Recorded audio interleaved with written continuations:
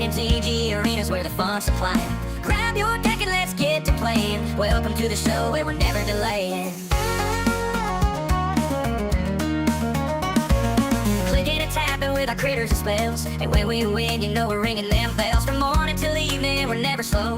Cardboard cracks, the name of the game, you know. Hey y'all, welcome to the MTG Hillbilly Show, where the magic's burning hotter than a moonshine glow.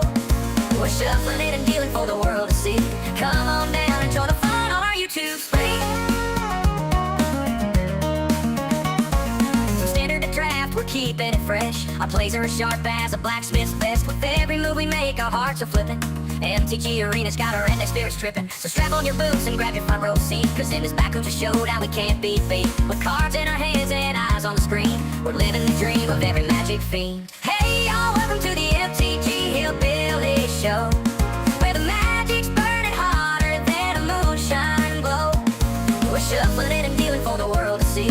Come on down and join the fun on our YouTube screen.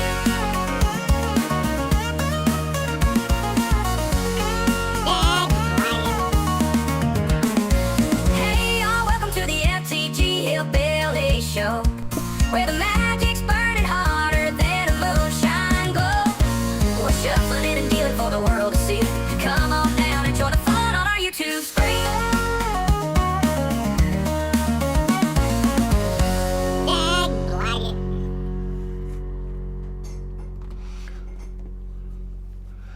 Hey everybody, good afternoon. Alrighty, we're going to look at the spoilers first. We're over here on Goldfish. That's where we're got the spoilers at.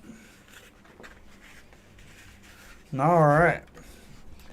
Now let's look at the spoilers. We got two planeswalkers. One of them is Ugin. Whenever you I love the Ugin. I mean, it's pretty dang on good. Let me bring chat up real quick. I'm always forgetting something. I got to forget my head if it wasn't attached to my dang on shoulders, dag legged. All right. Hey, what's up, D. Lawson? Survivor. All right, we got two planeswalkers. One of them is Ugin. Sadly, the other one is not. Nicol Bolas. Anyway, Ugin, Eye of the Storms, costs 7 mana. And whenever you, 7 loyalty, whenever you cast this spell, exile up to one target permanent that's one or more colors. Nice. And whenever you cast a colorless spell, exile up to one target permanent that's one or more colors. Love it! You gotta run this in green though because it costs so dang on much. However, there is a way to cheat them out with the Aether Drift, which that's good. I mean, yeah, you gotta run the Aether Drift Planeswalker and do a little bit of damage, and then once you do that damage, then you can play Ugin. Hey, Karma. But anyway, Ugin's abilities is you +2, you gain 3 life, and draw a card. Nice. Then he has a 0 ability where you just add 3 colorless mana. Not bad. Then his -11, search your library for any number of colorless non-land cards, exile them, then shuffle. Until end of turn, you may cast those cards without paying their mana cost. Bust it! Love it. Love Ugin. And I wish I had a different site to go to instead of this one, because they always, one thing about Goldfish, they do double up on their dang gone spoilers. They blag it. Of course, 3 different arts, but you know, still, I just want to see the cards. I don't care about the art. I mean, some people do, but I don't. Next, we got Meringue River Regent. Meringue. That I'd like some meringue pie, please. Meringue Regent. For 6 mana, you get to 6/7 with flying. When this creature enters, return up to 2 other target non-land permanents to their owner's hands. That's okay. So it's a creature with blink in it. Nice. Now it has this dragon is the dragon with adventure.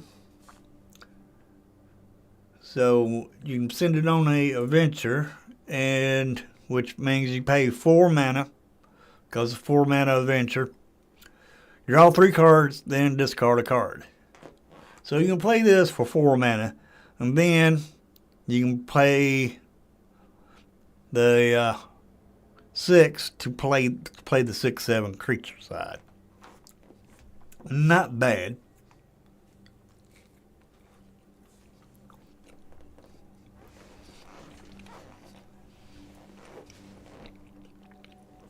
Then we got Bloomvine Regent. For 5 mana, 3 and 2 green, 4/5, with another adventure. Search your library for up to 2 basic forest cards, reveal them, put 1 onto the battlefield tapped and the other into your hand, then shuffle. You do that for 3 mana. That ain't bad. Then for 5 mana, you get to cast a creature side, and flying whenever this creature or another dragon you control enters, you gain 3 life. Pretty good dragon there. For 5 mana.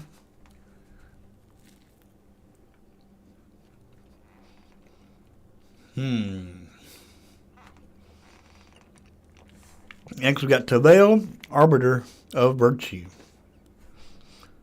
For 2 black, green, and blue.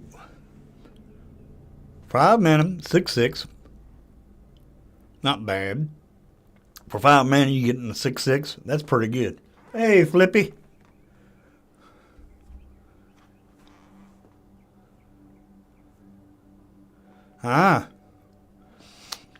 Yeah, this is the next set that's coming out on Magic the Gathering. Next month. Anyway, we got Tavel, Arbiter of Virtue. Spirit Dragon 6/6 with flying and lifelink. Spells you cast have Delve. Whenever you cast a spell, you lose life equal to its mana cost. This may not be too bad. Cause y'all, let's say you play a card that costs 5 mana, you lose 5 life. You attack with this, you're gaining 6 life, so you're gaining your life back. So not too bad.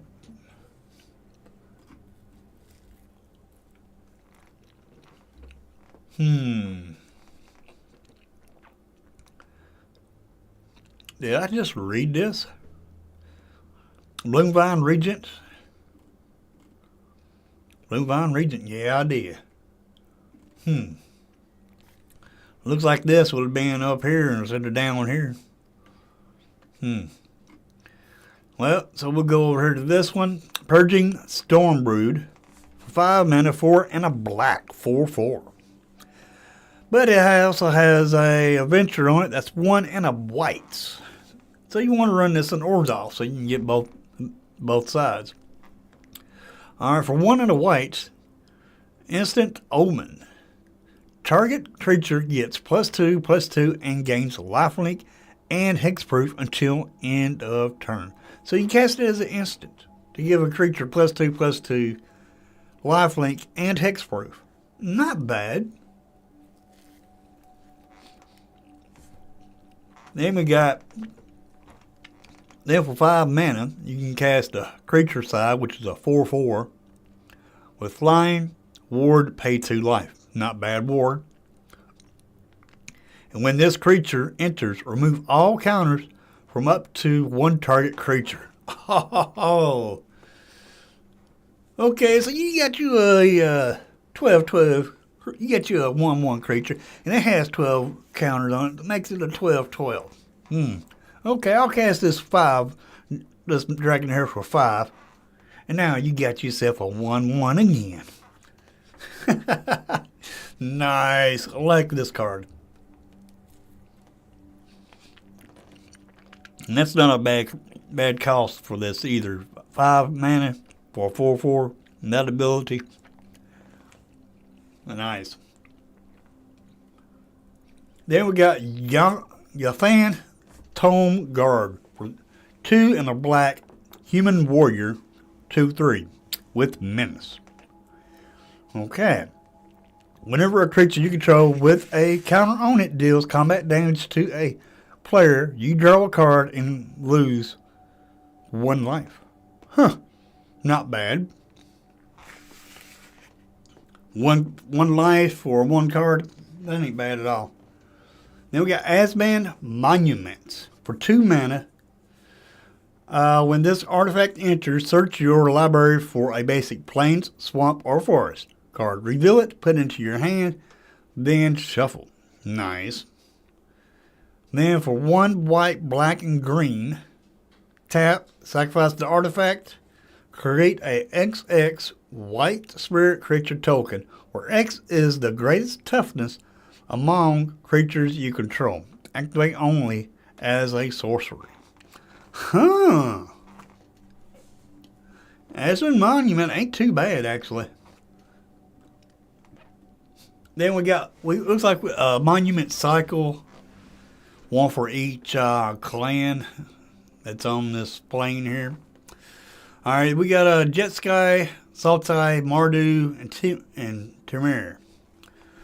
Alright, we got Jet-Sky. When this artifact enters, search your library for a island, mountain, plains, and then you pay 1, a blue, red, and a white.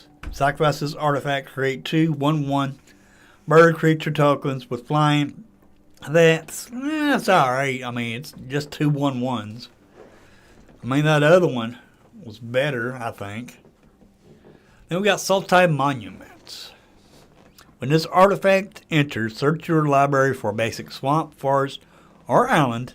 Reveal it, put it into your hand, then shuffle.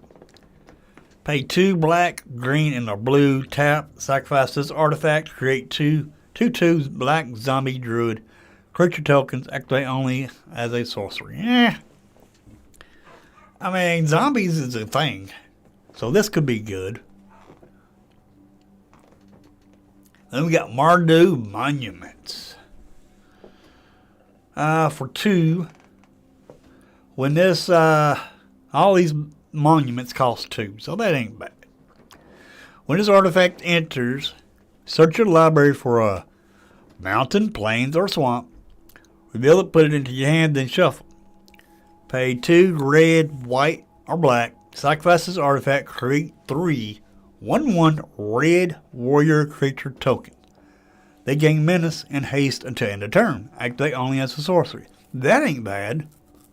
3 1/1s with haste. But it costs 5 to use that effect. You know your opponent's going to have blockers.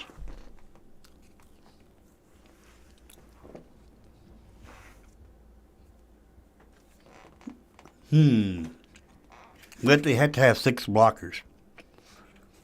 Not bad. Next, we got Temur Monument. For 2, like the other monuments. When this enters, search your...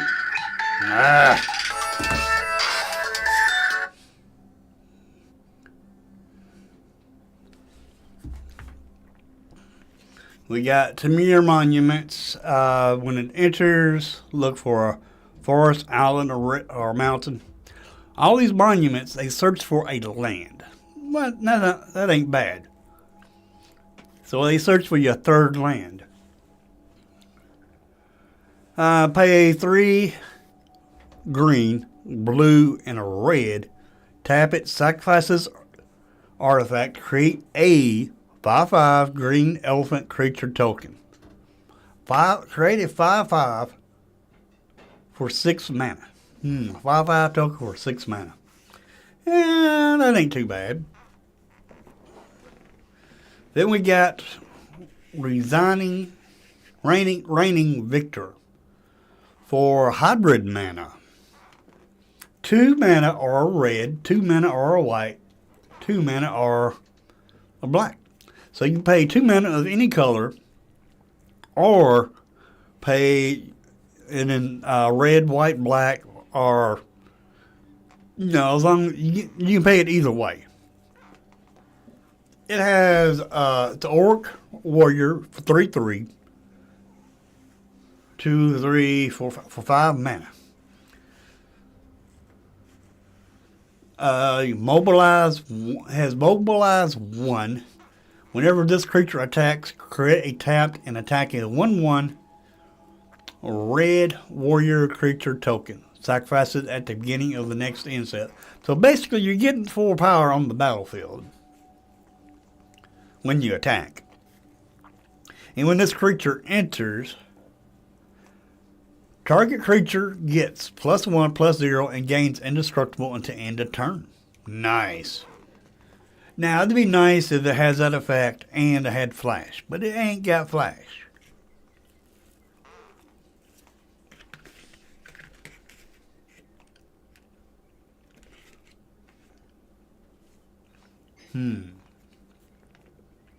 Hey, Lulu.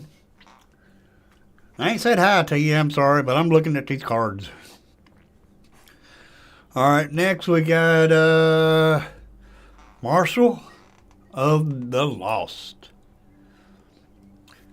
For 2, an order's off, white and black. So for 4 mana, you get this 3/3. Orc Warrior with Death Touch. Whenever you attack, target creature gets +X/+X until end turn, where X is the number of attacking creatures. Holy moly. Not hearing audio. Oh, man. Hello. Well, my audio's working. Should be. Well, let me check.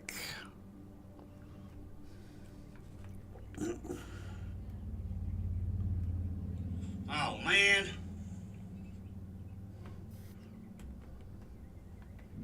So you're not here, so you can't hear me? I just checked my audio on my phone and I'm coming through.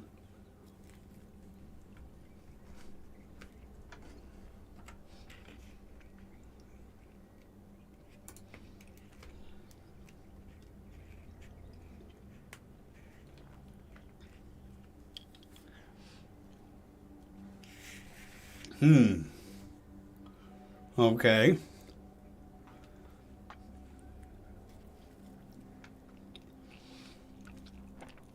Anyway, this Marshal of the Lost, pretty good card. I would combine this Marshal of the Lost with shoot, I can't think of the name of it, but it's a white room that makes those tokens. I know D. Lawson knows the card I'm talking about, but you play this with that card that makes those tokens, and each time you get a token, every time you attack, this is going to get big, and it's going to be big real quick. Very good card.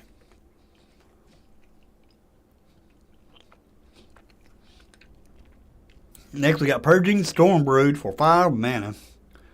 I think I done went over this up here. Yeah, I did right here. Different art. We done went over this one. Alright, we got Stalwart Successor for 1 black and a green. 3/2 with Menace. Whenever 1 or more counters are put on a creature you control, if it's the first time counters have been put on this creature this turn, put a 1/1 counter on that creature. whenever one or more counters are put on a creature you control. If it's the first time counters have been put on that creature this turn, put a 1/1 counter on that creature. So basically, from what I'm understanding, is you put 2 1/1 counters on a creature. Am I reading that right, D. Lawson? That's what it seems like to me, that it's saying put 2 1/1 counters on a creature.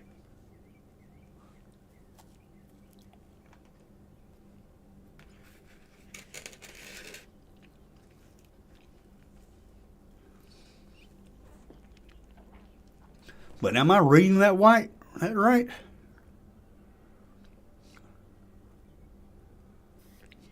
I'm thinking that's what this does. It puts 2 1/1 counters on a creature one time.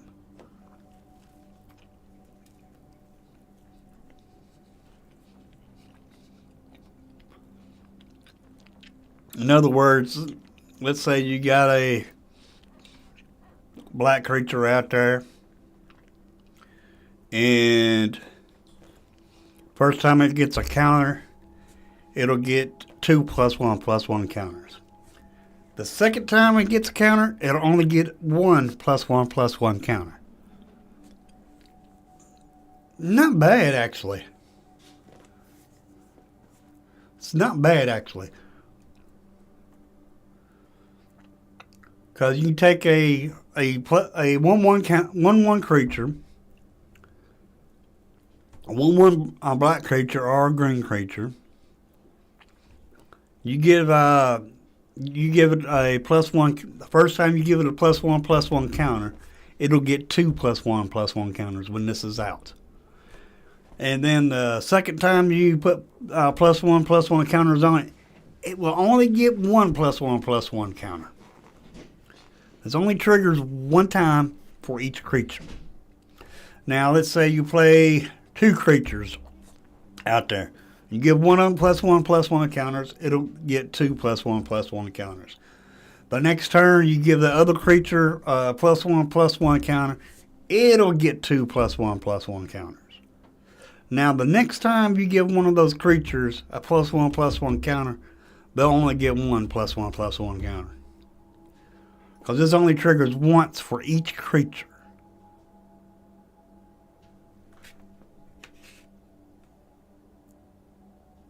Alright, thank you. Now we are going to do challenging battles right after we get done going through these spoilers. Alright, next spoiler we got is Duty Beyond Death. For 1 and a white instant. As an additional cost to cast this spell, sacrifice a creature. Really? Dang blanket. Creatures you control gain indestructible until end of turn. Put a +1/+1 counter on each creature you control. Not bad. Not bad. You want to run this with tokens. That way you can sacrifice a token to give all your creatures +1/+1 and indestructible.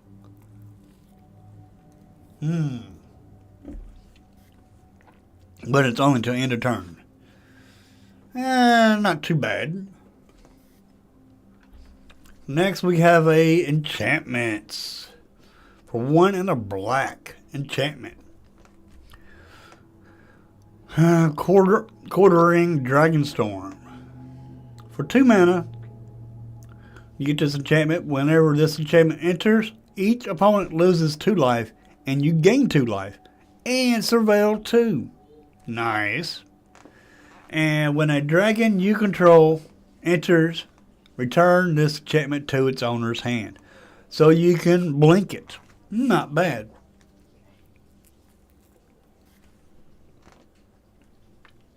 But yeah, you can blink this just by playing a dragon. Nice.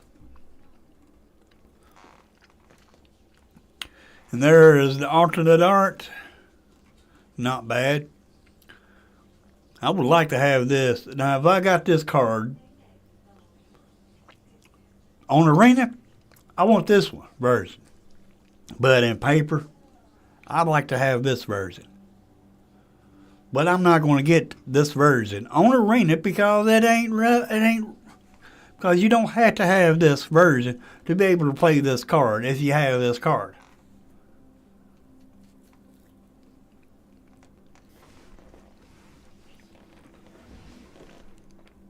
Do not waste your gems or your gold for the fancy versions.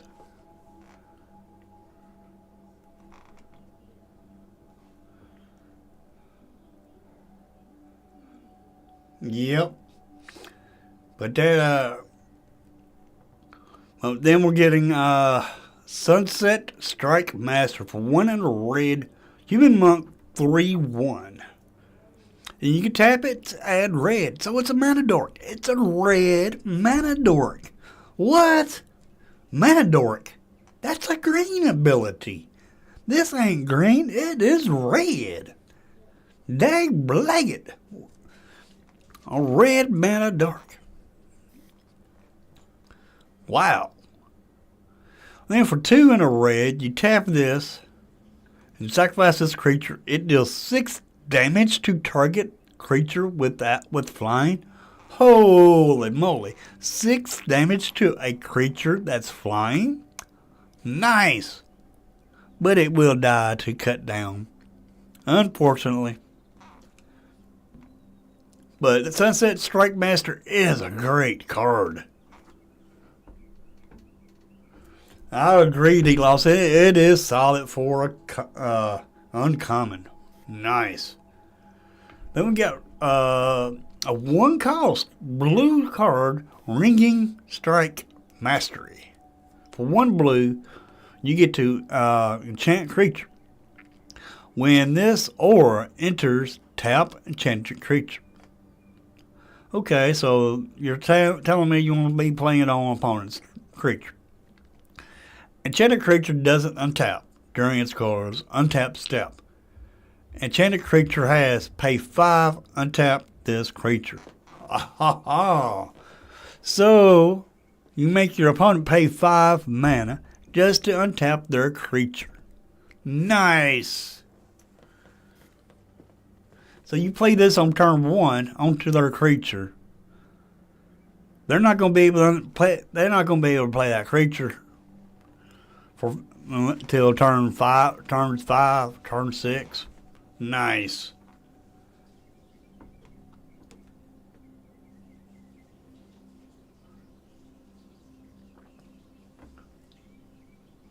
Yeah. This right here will slow a deck down drastically. I like it. I like it. Then we got Salt Road Pack Beast for 6 mana. 4/3 for 6. Ooh, man, that cost a lot. Creature Beast. This spell costs 1 less to cast for each creature you control. Oh, that's better. When this creature enters, draw a card.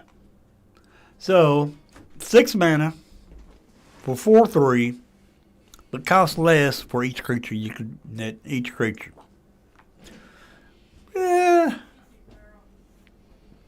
It's not a bad beast. I mean, it is a beast. But it's not too bad. I mean, late game.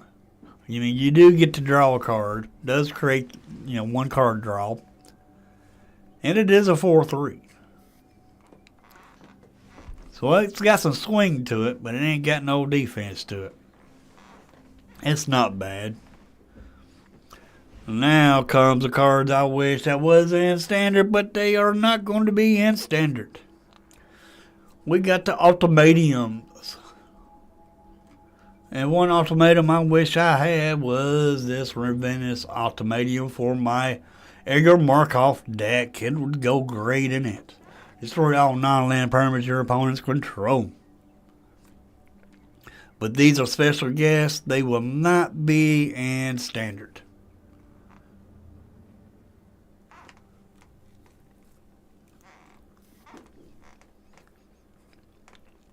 Then we're getting the fetch lands. The fetch lands are not in standard also. Then here's another standard card.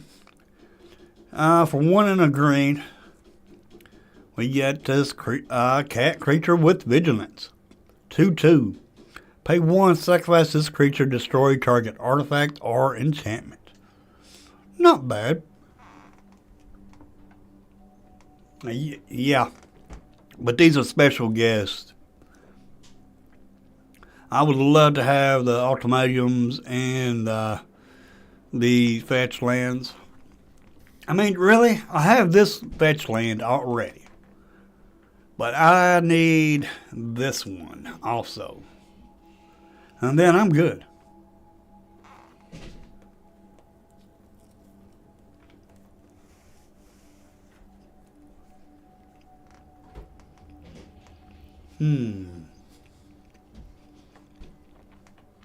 Alright, here's some more standard cards. Riverwalk Technique. For 4 mana, 3 in a blue, instant.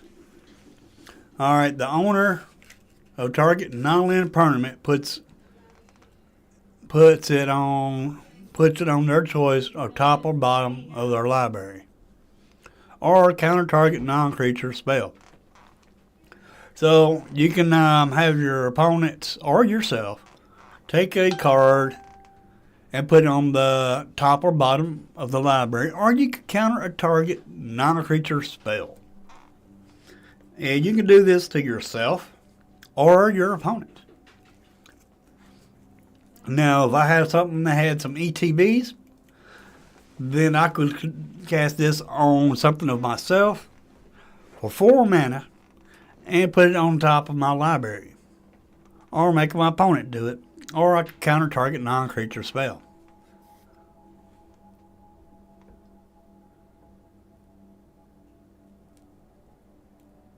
Yeah, the ultimatums are already on Arena. They're just not standard legal though. And then we got Watcher of the Wayside. Because these fetch lands and these ultimatums, they are reprints.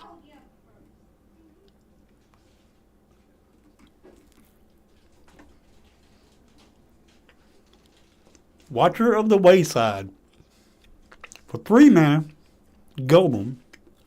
When this creature enters, target player mills 2 cards, and you gain 2 life, or 3/2. Not bad. It'll work with Ugin. Then we got somewhat Intimidator for 3 in a red, 4/3 Yeti with reach. When this creature enters, target creature can't block this turn. Oh, nice. Then we got Jade Cast Sentinel for 4 mana, 1/5, Ape Snake. 4 generic mana, 4 colorless mana with reach. Pay 2, tap, put target card from a graveyard on the bottom of its owner's library. Nice. Then we got Seize Opportunity. For 2 in a red, exile the top 2 cards of your library until the end of your next turn. You may play those cards. Or up to 2 target creatures gets +2/+1 until end of turn. Not bad. I think this Seize Opportunity is a reprint, if I'm not badly mistaken. Then we got Cruel Truths. Surveil 2, then draw 2 cards. You lose 2 life. 2 cards for 2 life. Not bad.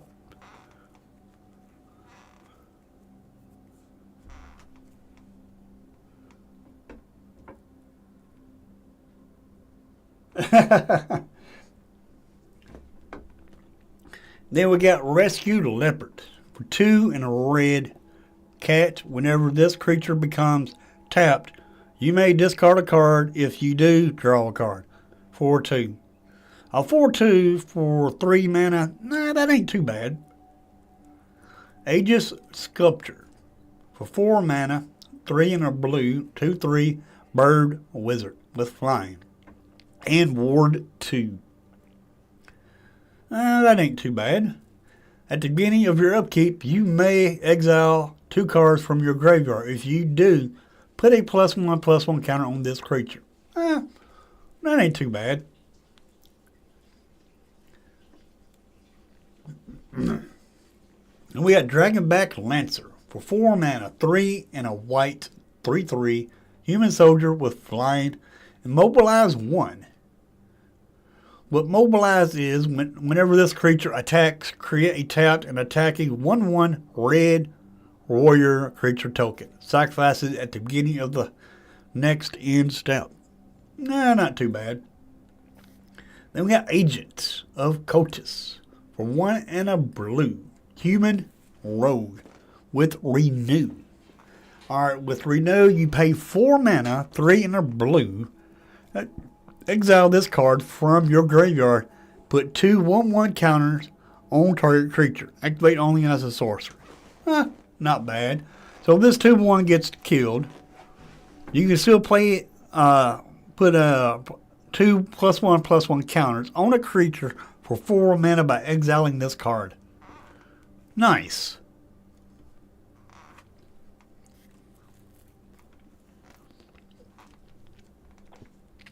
Then we got Dusty Earthcarver for 6 mana. 6 mana for a 4/4. Elephant Druid with Reach. When this creature enters, it endures 3. So you put 3 1/1 counters on it, or create a 3/3 white spirit creature token. I think I'd want the counters. So you put 3 1/1 counters, so and it's a 4/4. So that's 1, 4, 5, 6, 7. So this is a 7. So you can look at this as a 7/7 for 6 mana. Well, that ain't too bad now, if you think about it like that. With Reach, a 7/7 with Reach. Nice. Then we got Roamer's Routine for 3 mana. Sorcery. Search your library for a basic land card, put it onto the battlefield tapped, and then shuffle. Then it has Harmonize for 5 mana, 4 and a green. Which means you may cast this card from your graveyard for its Harmonize cost. You may tap a creature you control to reduce that cost by X, where X is its power. Then exile this spell. So, if you have a creature that's power 4, you can tap it and pay 1 green, and you get to play this Roamer's Routine again from your graveyard. That's not bad. I like the Harmonize.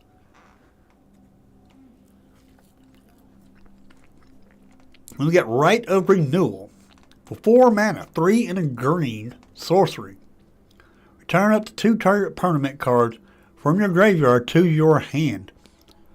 Target player shuffles up to 4 target cards from their graveyard onto their library. Exile Rite of Renewal. Target player shuffles up to 4 target cards from their graveyard onto into their library. So they get 4 cards, and you get 2 cards from your they get 4 from their library. You get 2 cards from your library for 4 mana. Hey, it's good, but it has its downside. Why do I have to let my opponent pick out 4 of their best cards from their graveyard that I worked so hard to get rid of? Why do I let them put those back into their deck?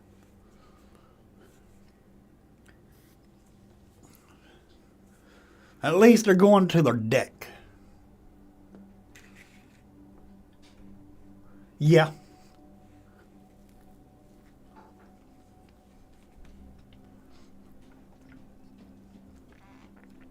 Next we got Dragier Island Dragon.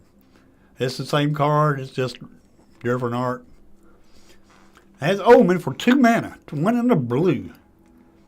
Tap up to 1 target creature, draw a card. Not bad. Then for 6 mana, you get to play the creature, which is a 4/4, with flying and ward 2. And that's it.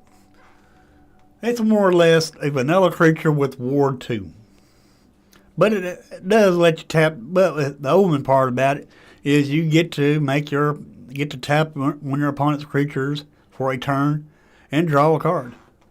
And you can do that at instant speed to keep them from attacking you.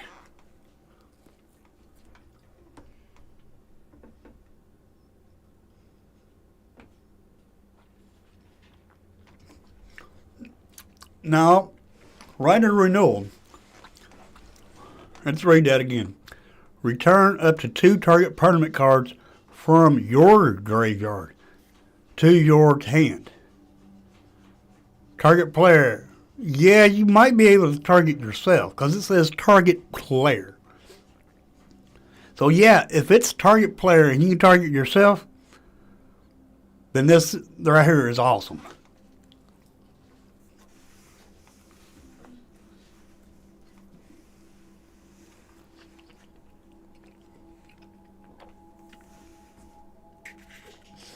Next, we got Caustic Exhale. For 1 black mana instant. As additional cost to cast this spell, behold a dragon or pay 1. Hey, what's up, Chaz? We're going over the spoilers. Tarkir Dragons, the new cards that's coming out in April. Tarkir Dragonstorm. But Caustic Exhale, for 1 black, you got to behold a dragon. What behold is to behold a dragon, choose a dragon you control, or reveal a dragon card from your hand. Okay. Target creature gets -3/-3 at the end of turn. So this will give a creature -3/-3. Nice. Then we got Gurmag Nightwatch. For 2 mana, no, for 2, 4, 5, 6 mana. Or you can pay a black, a green, or a blue. So you pay 3 mana for this if you have a black, green, blue. Or pay 2 mana, 2, 4, 5, 6, or pay 6 mana of any color.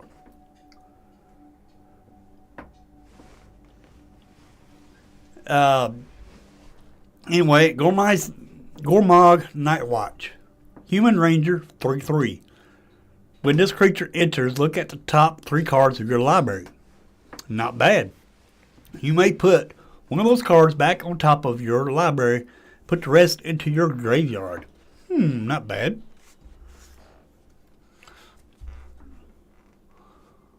Then we got Bearer of Glory. 1 and a white, 2/1. Human Soldier. During your turn, this creature has first strike. Nice.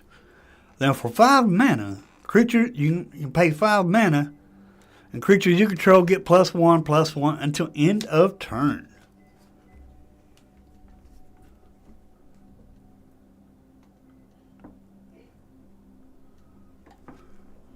There are no allies in Commander. Not really. But these lands, they're sweets. But you know what? I don't need them. I don't need them on Arena to play the game.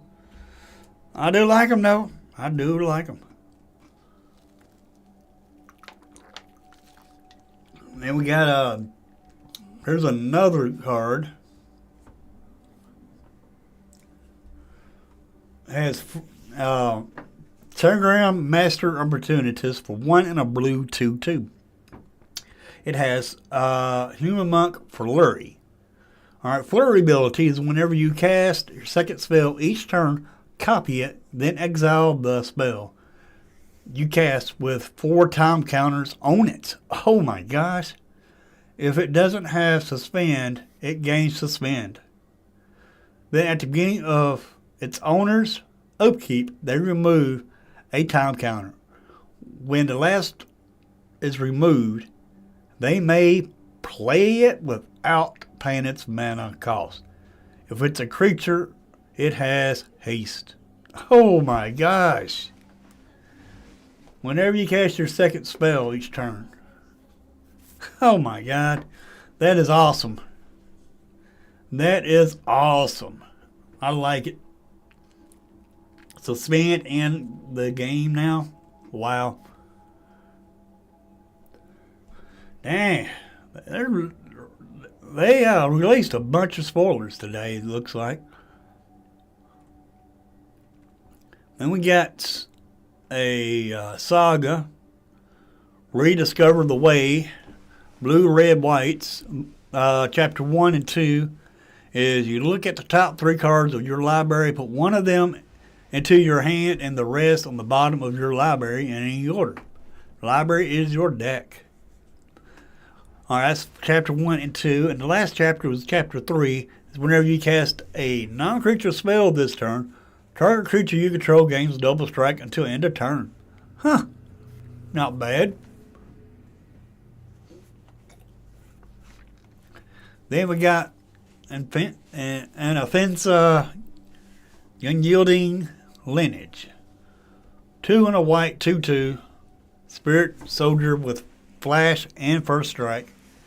Whenever another non-token creature you control dies, Infinita endures 2, which that means you put 2 1/1 counters on it or create a 2/2 white spirit creature token. Not bad. So you can make a token or put 2 1/1 counters on it. Then we got our Quasar Reverent for 3 mana, 3/3, flying, death touch, and lifelink. With the renew ability for 2 and a black, exile this card from your graveyard. Put a flying counter, a death touch counter, and a lifelink counter on target creature. Activate only as a sorcery. Holy moly, that's good. I like it. Then we got Frostcliff Siege for 1 blue and a red enchantment. When this enchantment enters, choose Jetsky or Temur. With Jetsky, if you choose Jetsky, whenever one or more creatures you control deal combat damage to a player, draw a card. If you choose Temur, creatures you control get +1/+0 and have trample and haste. Now, what if you have played 2 of these? I choose Jetsky on one and Temur on the other one. Then I have both of them. Then you have Rolling Dragonstorm for 1 and a blue enchantments. When it enters, draw 2 cards and discard a card. When the dragon you control enters, return this enchantment to its owner's hand. Nice.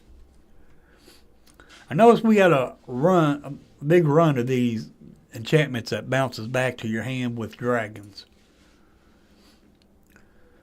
There's our second Planeswalker finally, which is Elspeth Stormslayer for 5 mana, 5 loyalty, legendary Planeswalker Elspeth. If 1 or more tokens would be created under your control, twice that many of those tokens are created instead.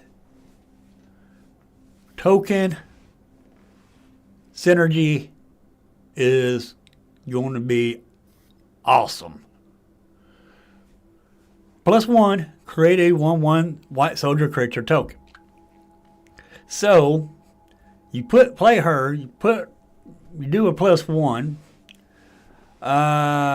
You get 2 1/1 white soldier creature tokens. Not 1.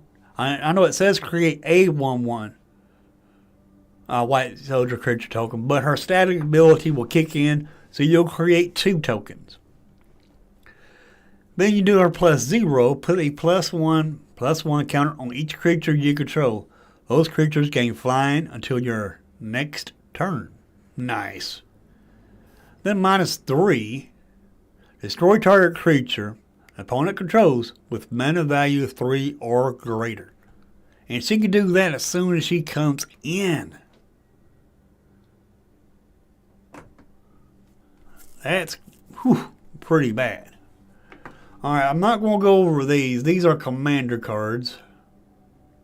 I can tell because the symbol right here, that's how I can tell. Then we got Craterhoof Behemoth coming back to standard. It's a reprint. So for 5, 6, 7, 8 mana, 5 and 3 green, you get this 5/5. With haste, when this creature enters, creatures you control gain trample and get +X/+X until end of turn where X is the number of creatures you control. Holy moly. That is so dang gone busted. Is Mono Green back? Is Mono Green making a comeback from this set? Might be. Then we got these. That Maelstrom of the Spirit Dragon. You tap it, add 1 mana of any color, spend this only to cast a dragon spell or an omen spell. Pay 4, tap it, sacrifice this land, search your library for a dragon card, reveal it, put it into your hand, then shuffle. Nice. I don't think I read Mentor, kin to all. But anyway, for 2 white, black, and a green, 5/7 Spirit Dragon with flying.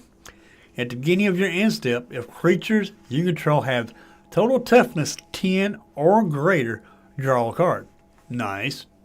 Then if creatures you control have total toughness 20 or greater, untap each creature you control.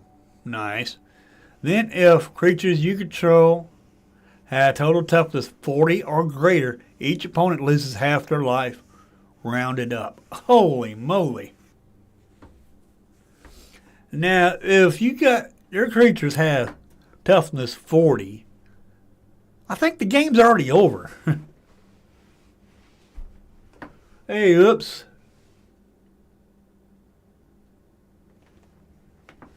Yeah, Mentor is interesting, but I don't think you'll get your creatures up to 40, but because by that time the game is going to be over.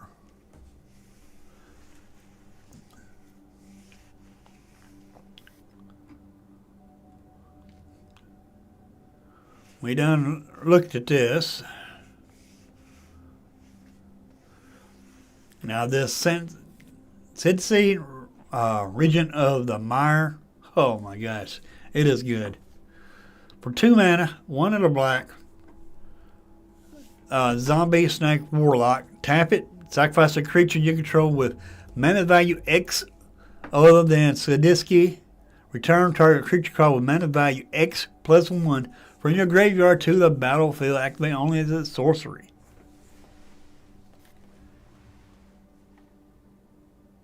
Yeah, you might be able to, D. Lawson. You might be able to.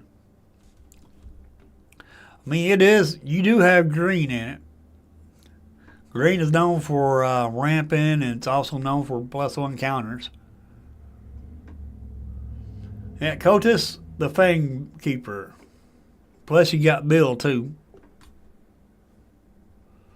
Kotis, the Fang Keeper for 1 black, green, and blue.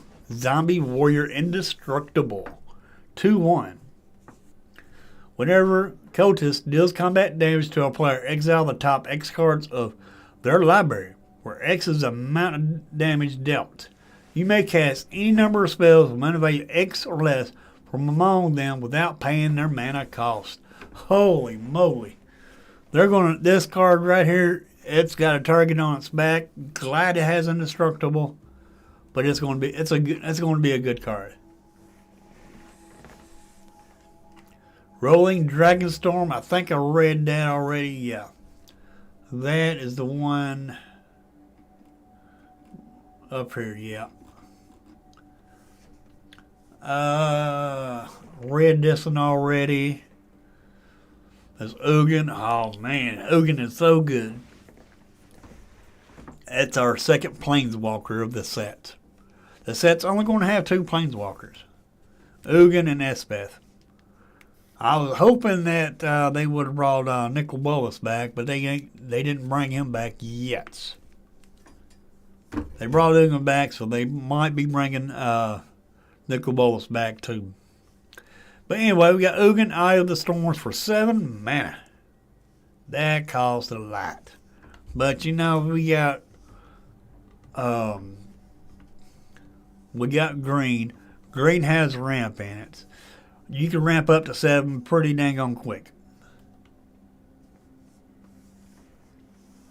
Anyway, for 7 mana, you get this Ugin has 7 loyalty. And whenever you cast this spell, exile up to 1 target permanent that's 1 or more colors. And then whenever you cast a colorless spell, you exile up to 1 target permanent that's 1 or more colors. Very, very, very good. Then for +2, you uptick them for 2, you gain 3 life and draw a card. Has a 0 ability where you get 3 colorless mana. Not bad.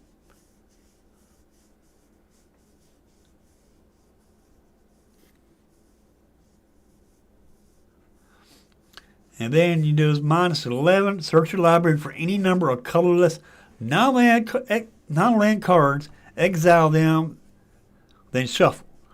Until end of turn, you may cast those cards without paying their mana cost. And I had to agree with you, D. Lawson. There are not many artifacts, colorless artifact decks out there, but it will be pretty easy to cast Ugin, especially since we got Aether Drift. We got that Planeswalker from Aether Drift. That Planeswalker from Aether Drift will enable you to cast Ugin very early.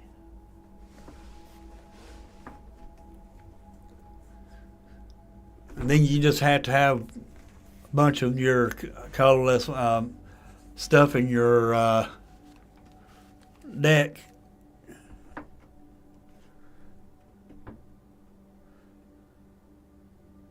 But yeah, but you're right there, you're right there, Matthew. But Ugin is, we don't have many artifacts, but we got more than you think.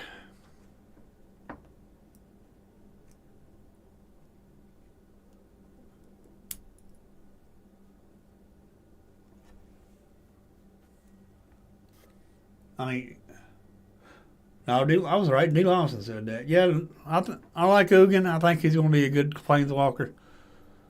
I like the old Ugin was better, I think, myself, because it did damage to your opponent or creature. All right, next we got 4 more here, and we got some down here. We got Nerve, Heart of the Storm, 1 red, white, black, 4/5. Spirit Dragon with flying.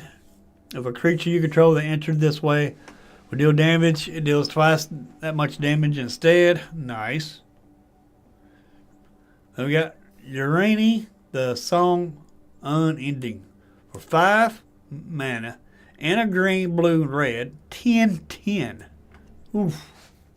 A 10/10 with protection from white and black. When our journey enters, it deals X damage divided as you choose among any number of target creatures and or planeswalkers your opponents control, where X is the number of lands you control. Holy moly. So you're automatically going to do 8 damage when you play this. 5, 6, 7, 8. Yeah. Ugin, you'd have to come in early, which is possible. Voice of Victory. For 2 mana, 1 and a white.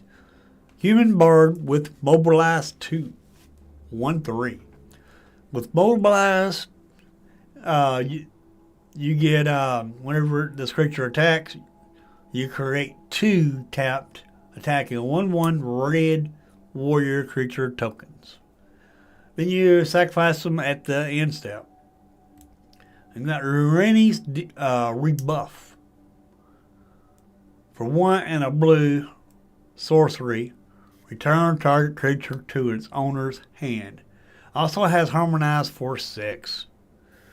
And what Harmonize is, just means you can cast it from your graveyard.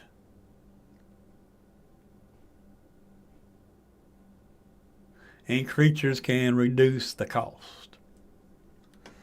Another dang on bounce spell. Like we need more bounce in the game.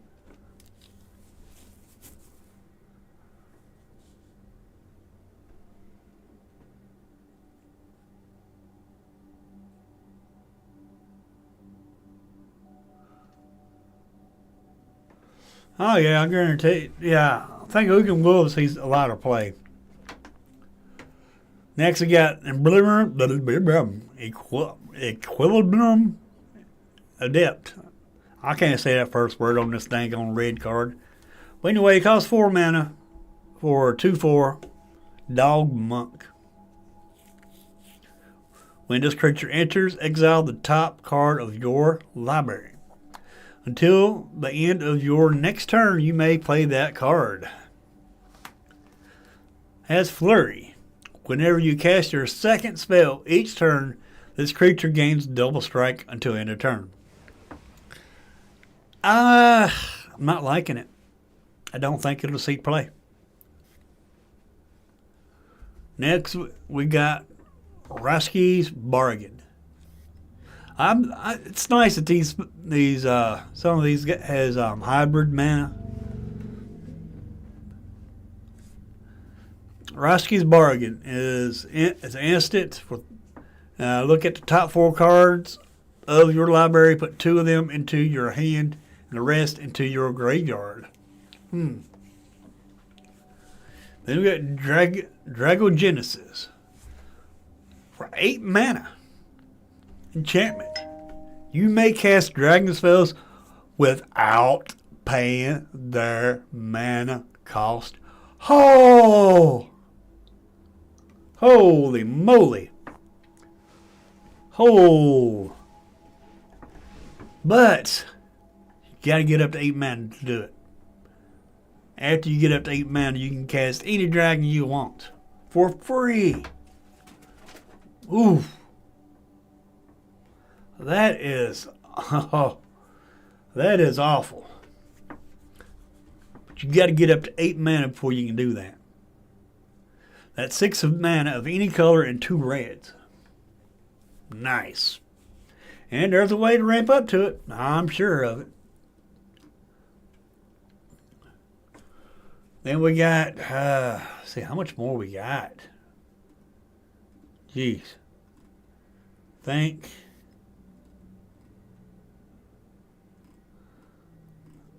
think this is it.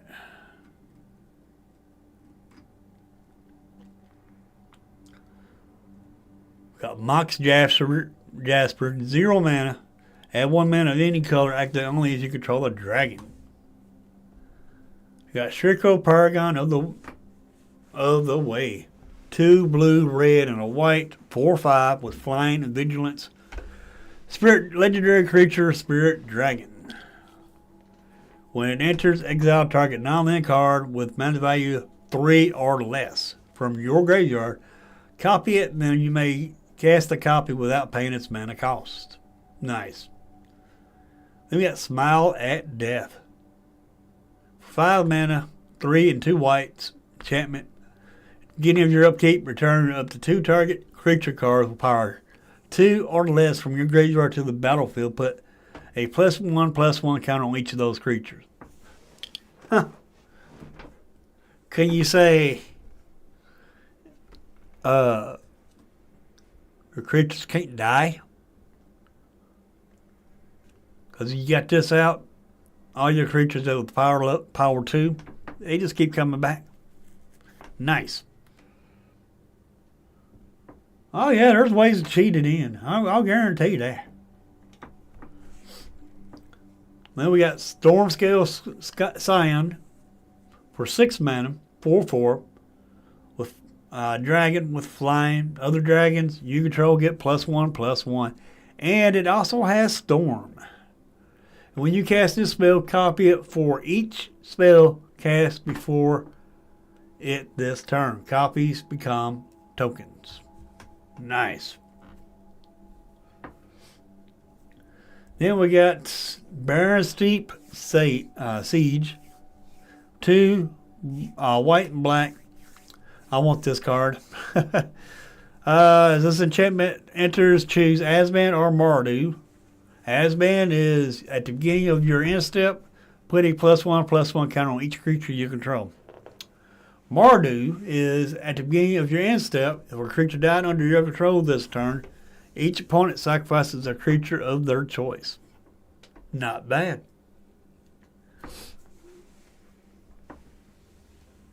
Yep. They're saying this Mox Jasper is going to be like 95, almost $95. But you can't really pay attention to these prices because they will go down or up. Inevitable defeats. The spell can't be countered. 1 red, white, and black. Exile target non-land permanent. Its controller loses 3 life, and you gain 3 life. Nice. I like that. Then we got Narset, Jeskai Waymaster. So for blue, red, and white, which is Jeskai colors, Human Monk, at the beginning of your end step, you may discard your hand. If you do, draw cards equal to the number of spells you cast this turn. Yeah, they usually go down. Then we got Sarkhan Dragon Ascendant. For 1 and a red, Human Druid. When Sarkhan enters, you may behold a dragon. If you do, create a treasure token. And behold is a new mechanic. What that is, to behold a dragon, choose a dragon you control or reveal a dragon card from your hand. And that's considered beholding. And then whenever a dragon you control enters, put a +1/+1 counter on Sarkhan. Till end of turn, Sarkhan becomes a dragon in addition to its other types and gains flying. Huh. Then we got United Battlefront for 4 mana, 3 and a white sorcery. Look at the top 7 cards of your library. Put up to 2 non-creature, non-land permanent cards with mana value 3 or less from among them onto the battlefield. Put the rest on the bottom of your library in a random order. So, you can't get a creature. Put up to 2 non-creature, non-land permanents. So you can't use it to get land, you can't use it to get a creature. And it has to have mana value 3 or less. 4 mana. I don't see him play with it yet. Then we got Rally the Monastery for 4 mana, 3 and a white. Same cost as the United Battlefront. Anyway, the spell costs 2 less if you cast another spell this turn. So, if you cast another spell with it, besides this would cost 2 less. So, this is your second spell. So, it costs 3. It'll cost 3, 4. Cost 4, take away. Not bad. Cost 2. Yeah, it costs 2 mana. If you cast another spell. Choose 1. Create 2 1/1 white monk creature tokens with prowess. Okay. Sounds like a red thing. 2 target creatures you control each get +2/+2 until end of turn. or destroy target creature with power 4 or greater. So you get to choose either one of those.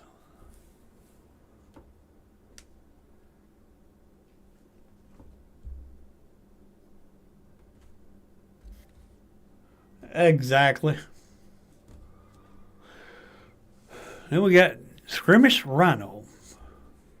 White, black, and green with 3/4 with trample. And when this creature enters, each opponent loses 2 life and you gain 2 life. Not too bad. Stormplane Detainments for 2 and a white enchantment. When this enchantment enters, exile target non-land permanent opponent controls until this enchantment leaves the battlefield. Not bad. And I think the rest is showcase cards, showcase foils, borderless, halo foils. Then we also got a chance to get a serialized Mox Jasper, serialized. That is the chase card. This is the card they made into a chase card. 500 of these serialized cards. Get them in collector boosters. And they're trying to say this one is 150. Whew. I don't know about that much.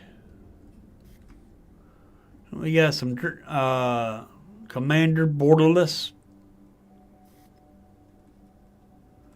And that is it for today. Man, that's a lot of cards they spoiled today. I do like these lands. They are pretty lands.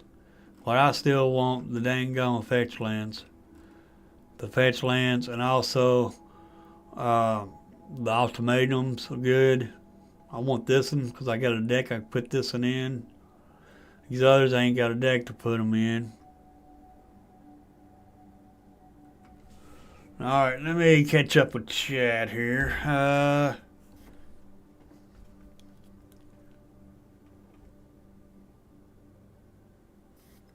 Okay. Yeah.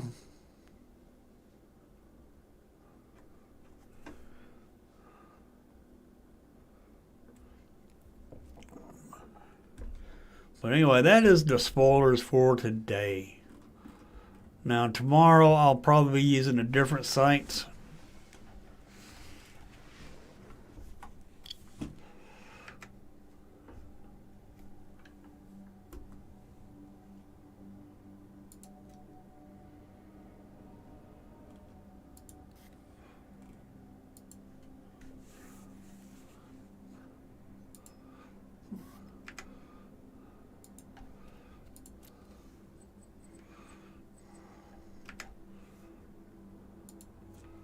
Okay, I can't bring the game up.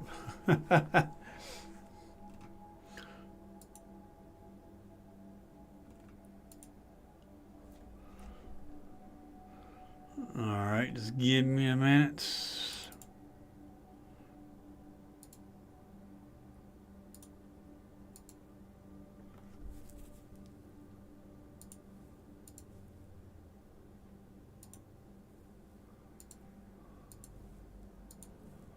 Huh.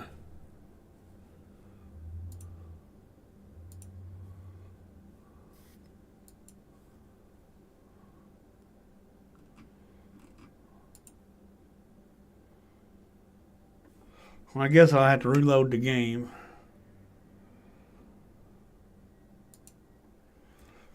I did have the game loaded up too.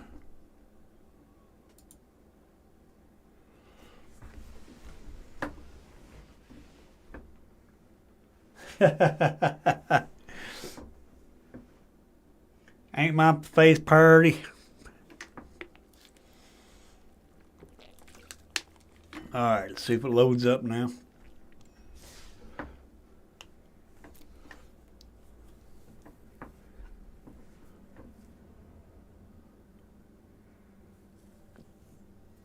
There we go. Alrighty. Who wants to play? First of all, before we do play, let's check the store out. Let's check the store. Alright. That's what they've added. I think this one is your mastery pass. And then this one is a little bit. Alright, let's see if there's any deals. There ain't nothing. Alright. Karma's up first.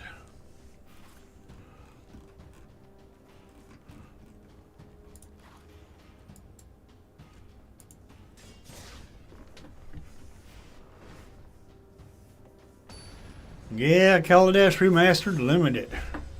That's back when I started playing Magic's Kaladesh. You don't know how hard it was for me not to do that.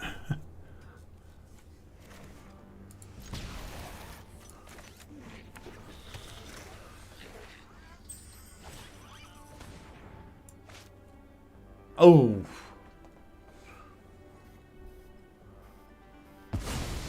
Oof.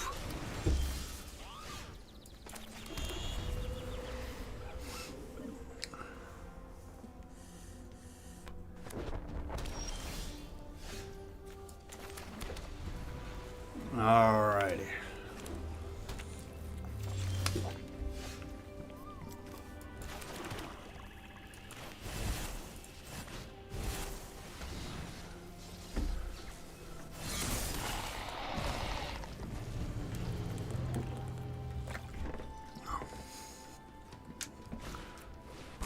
Dang, Leggett.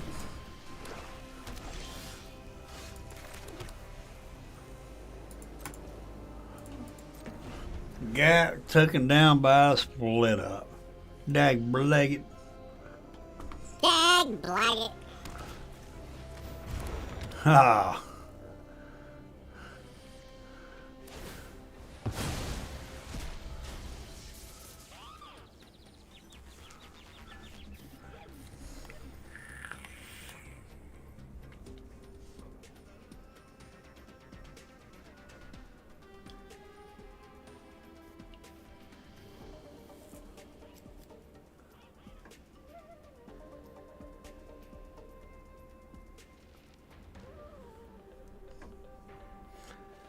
The stone brain. That's bad for us.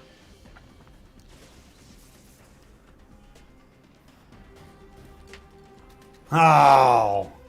No. No. Dag Blaggett.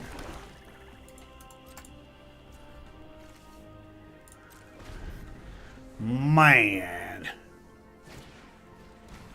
Really?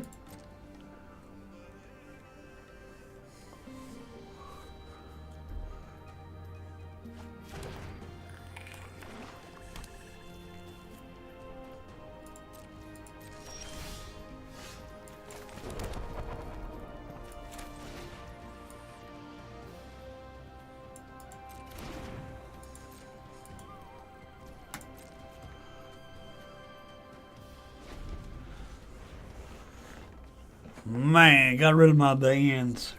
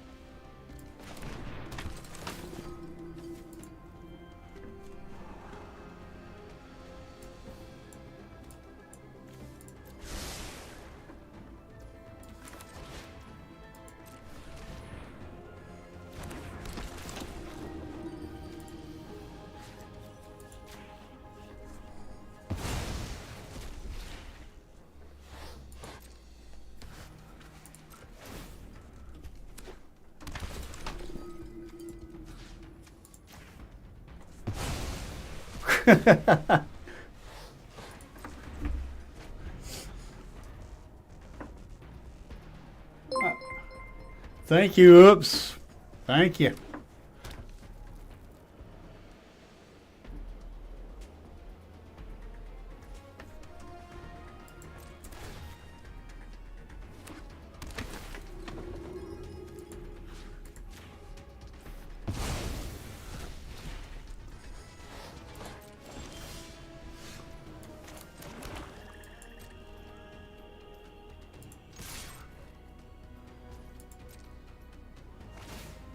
Oh.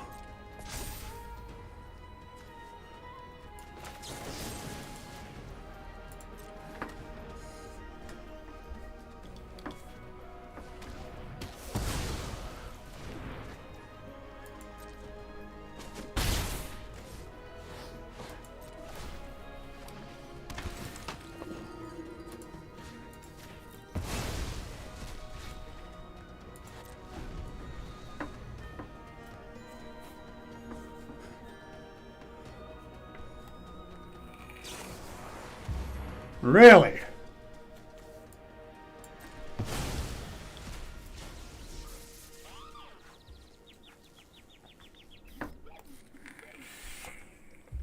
Yeah, there's one safe though, because it's already exiled.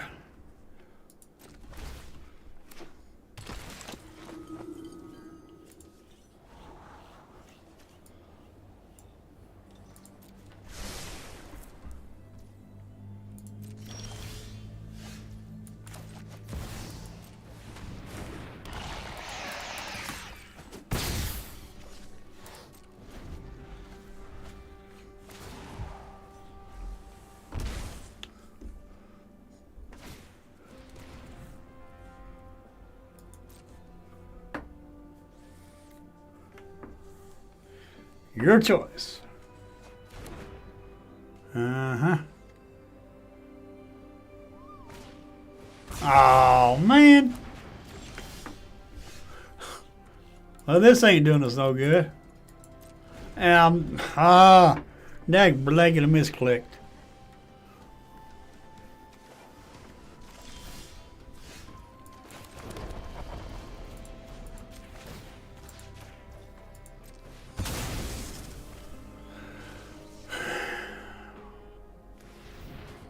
In our library else. I think we'll go white this time.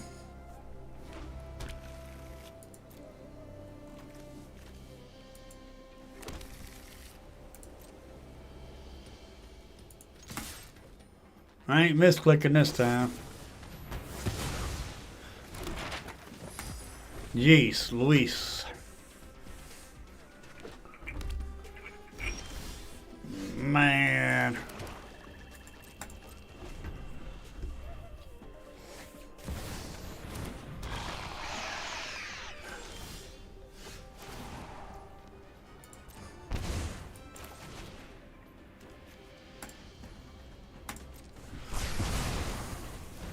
It is almost like a mirror match here.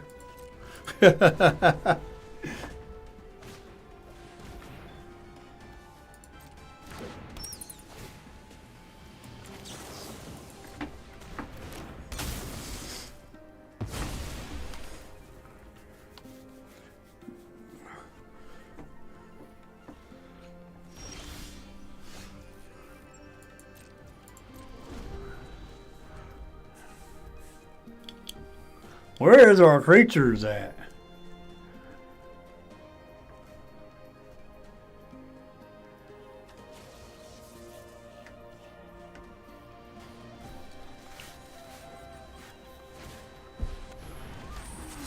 Okay. Where are you exiling now?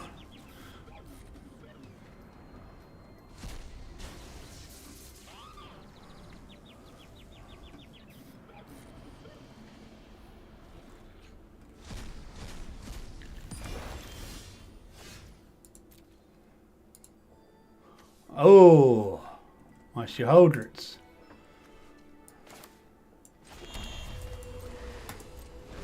Dag nabbit.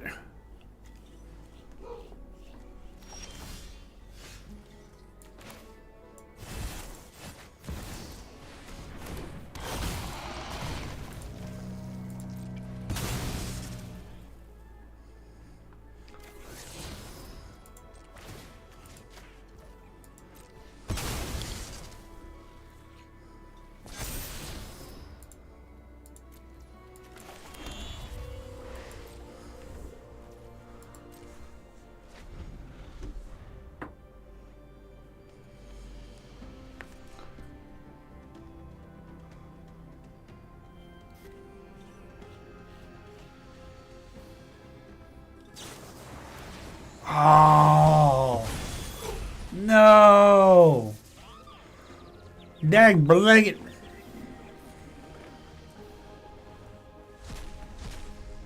That hurts. That's pretty much dismantled my deck.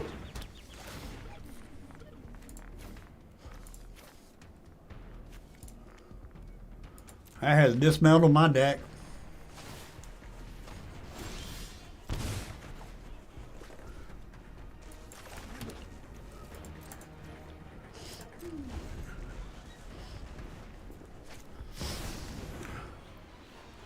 Yeah, I can't do nothing.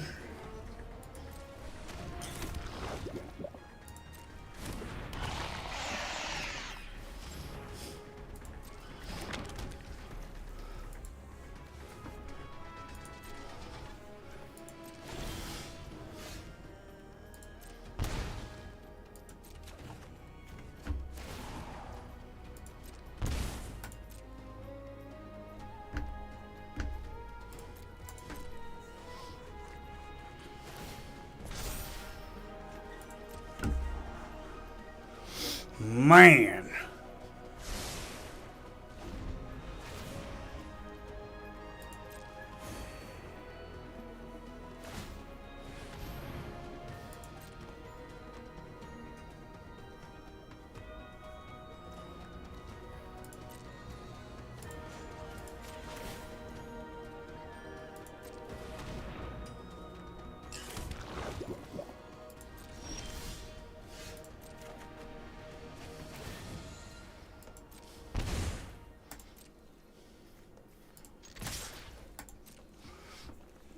Get one toxic.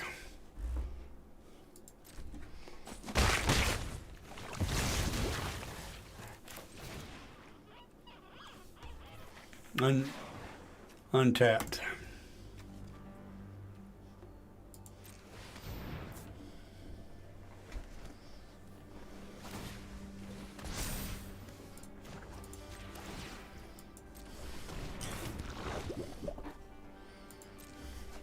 Ah, I just screwed up. Yes, I did. Oops.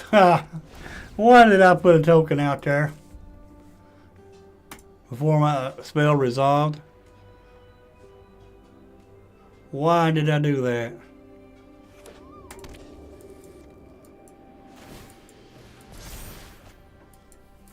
Can't believe I did that.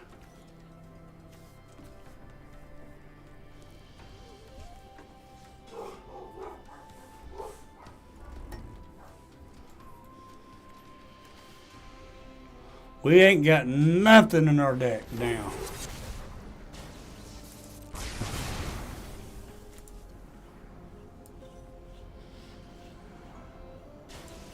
Charming Prince.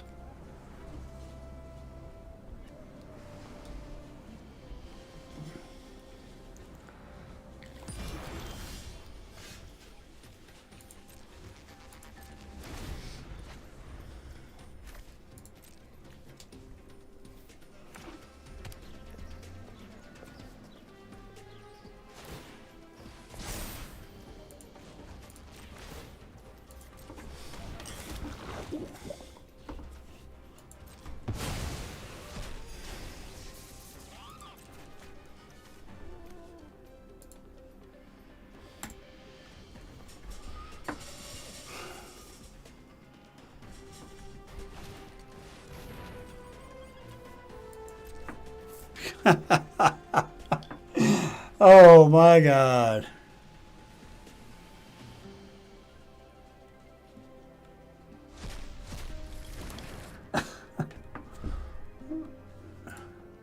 Oh man.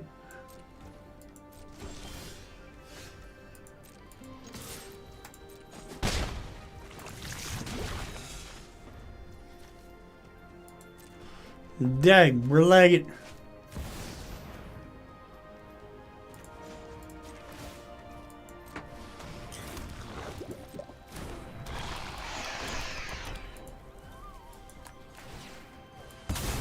Oh.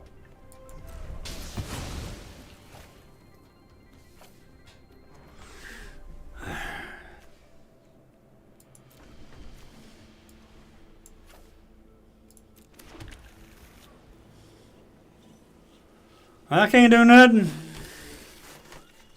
I'm dead.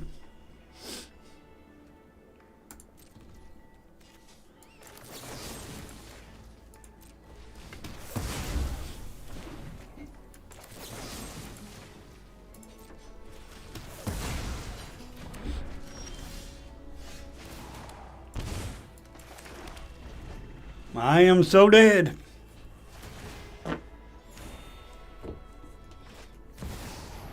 Ah, nice.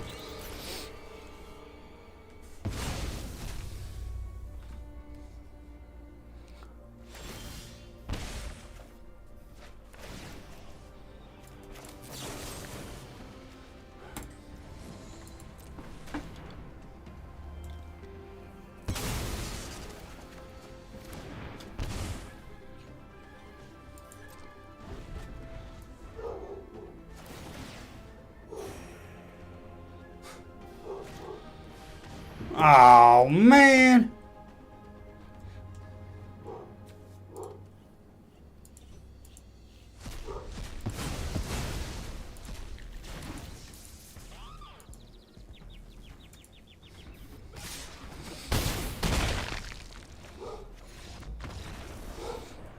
Man.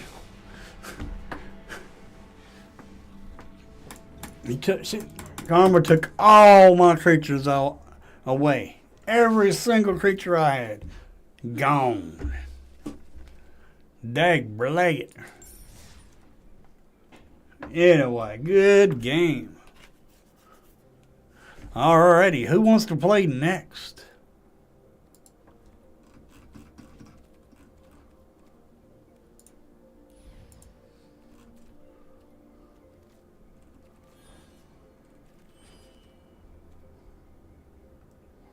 Huh, you can get these for 10. What? Huh. Wow.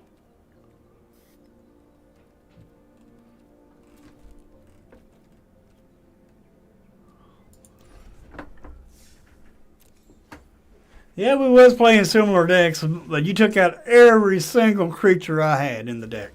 I didn't have a single creature at all. That's the reason I went, and when you took my lands out, my Miramax lands, where I could make those tokens, that was game over right there.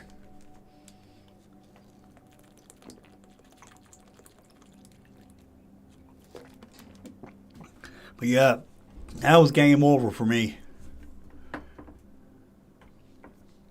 Because once you exiled all my creatures, couldn't play no more. So let me ask everybody this.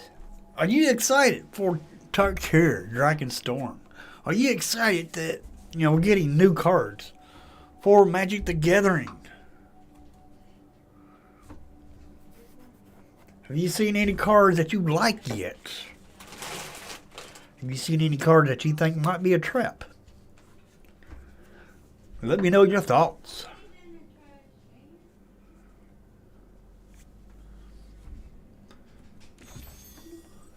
Let me know.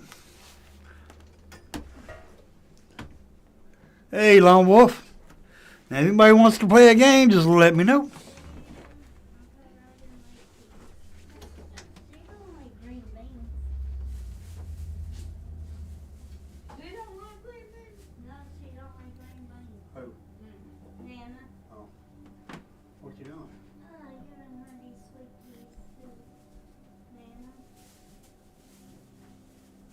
My page, you see that?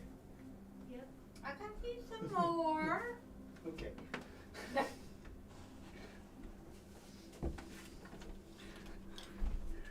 Alrighty.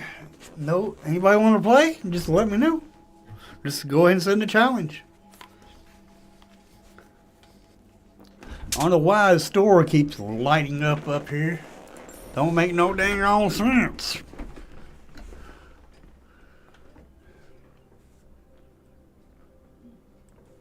You think the new S-Fast is something you want to try?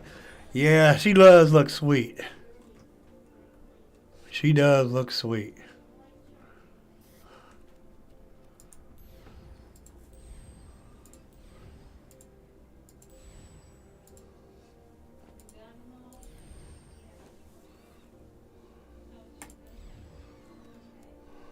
But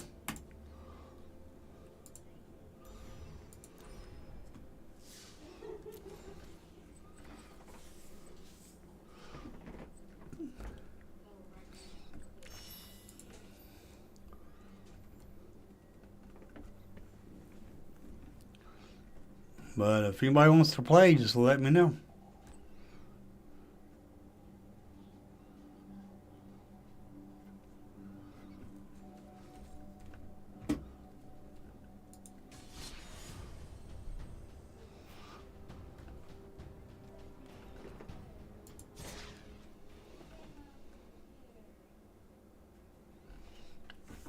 I want to play the new Ugin.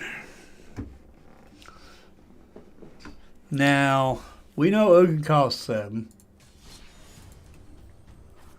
What's the easiest way to cheat Ugin out?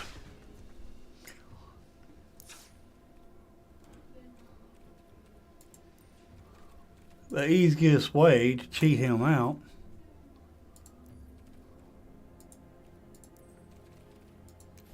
would actually be the Aether Spark. The Aether Spark can cheat Ugin out or anything out very, very quickly. One hit from a creature and the Aether Spark, you pretty much are getting close to that 10. Once you get to that -10, you can cast anything.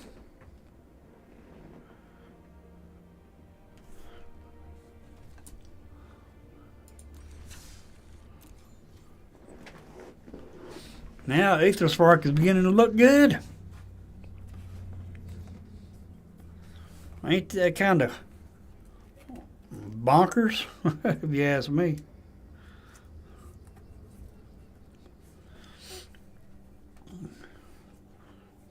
But I'm liking that new Ugin.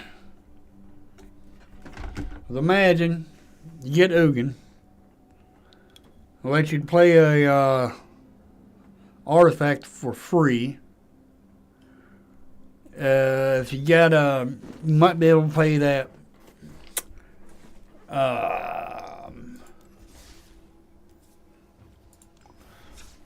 Let's see what we got actually.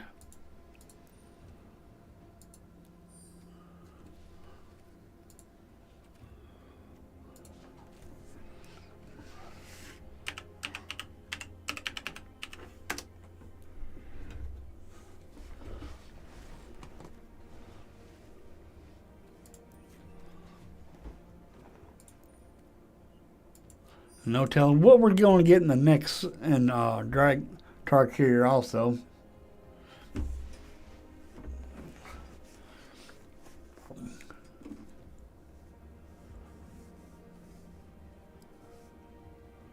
We got Agathys Soul Cauldron. That's alright.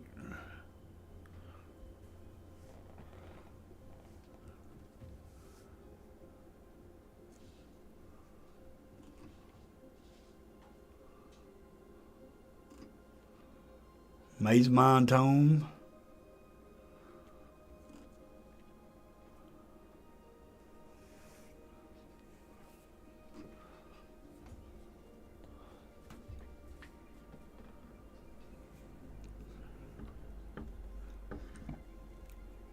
The Iron Craig, which is Rampus.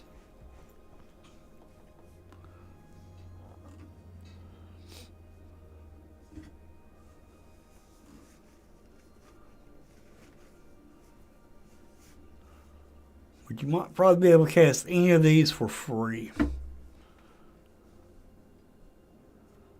Hey, what's up?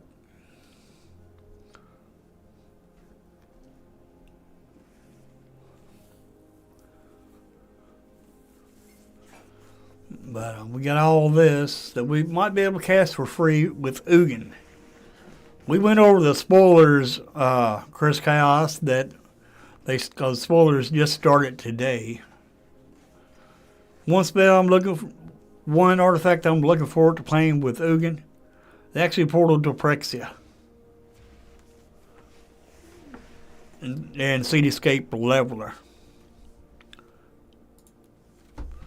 But anyway, If anybody wants to play a game, just let me know. Today is Community Day. And we are streaming late because of the because we did spoilers today.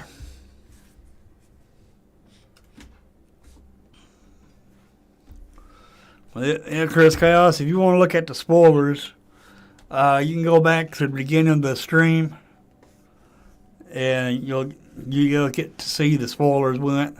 It took a while to go through the spoilers because it's quite a bit spoiled today.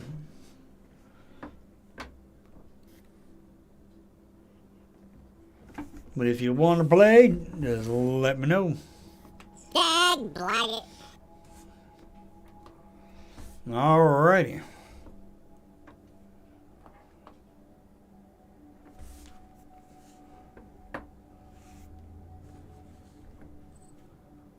Updating clients. Okay, that shouldn't take you too long.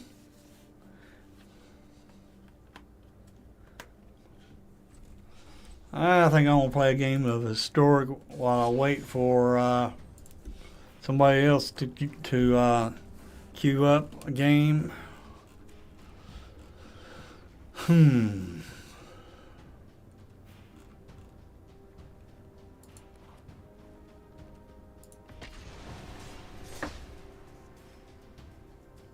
Okay, cool.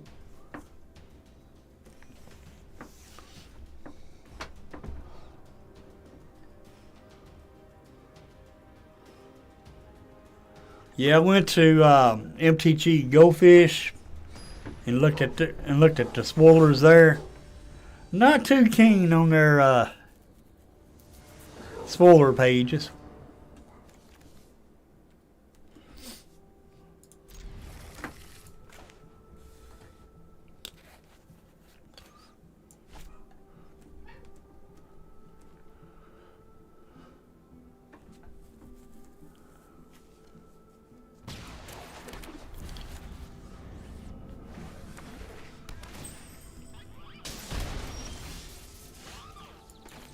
Alright, can we get another land party, please? Land. Ow. Dang, blag it. It's going to be one of those days where we don't get our land.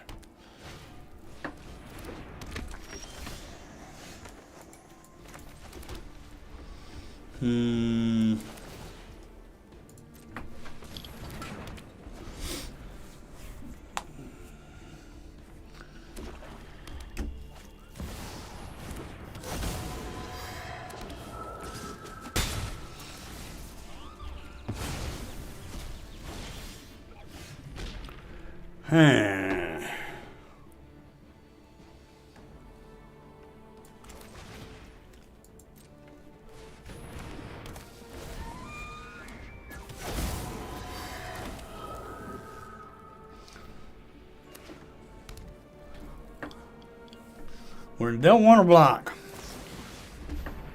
Dag blag it.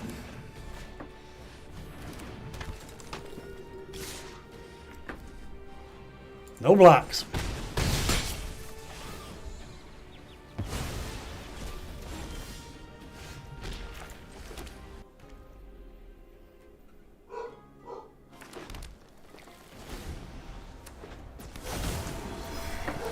Yeah, I think 4, 8, 9, 10, 11.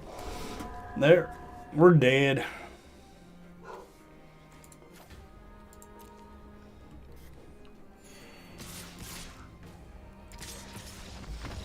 Couldn't get the cards that we needed.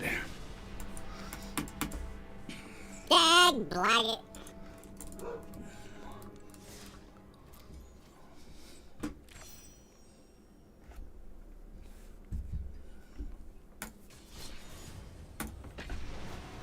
Could not get what we needed.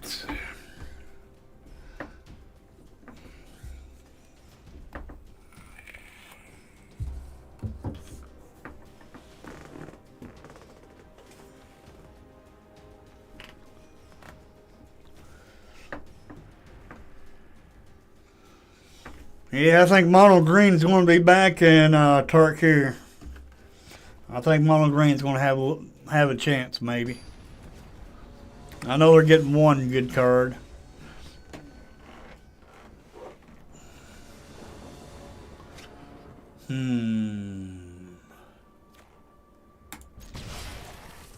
We'll try this.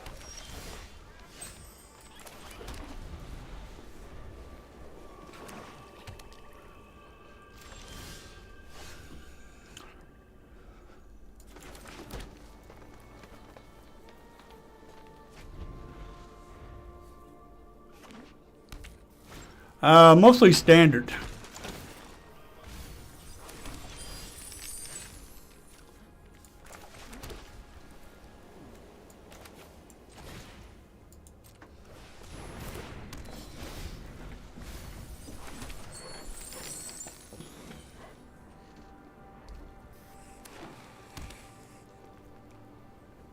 Go ahead, hit me for one.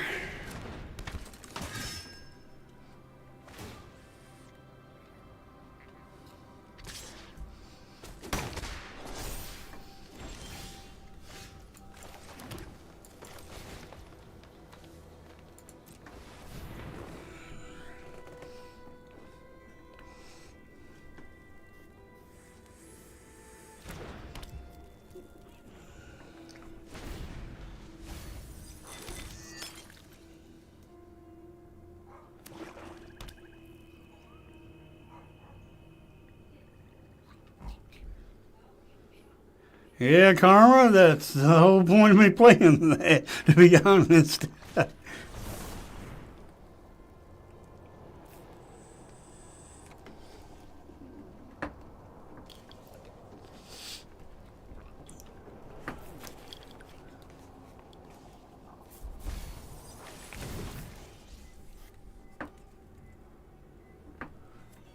Flesh order's good.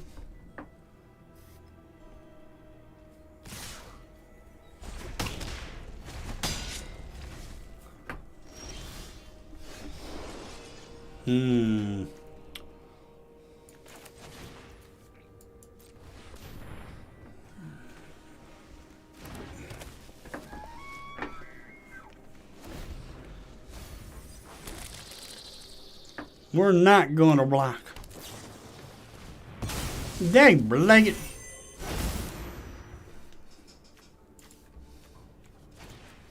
it.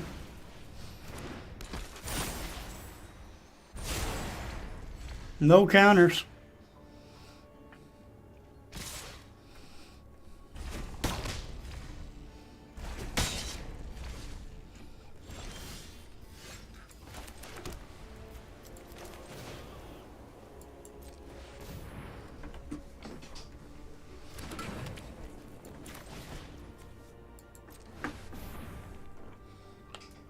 Yeah, this is historic.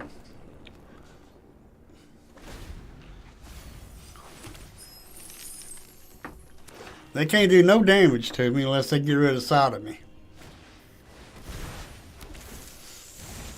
Oh! They get rid of sodomy, we're dead. We're dead.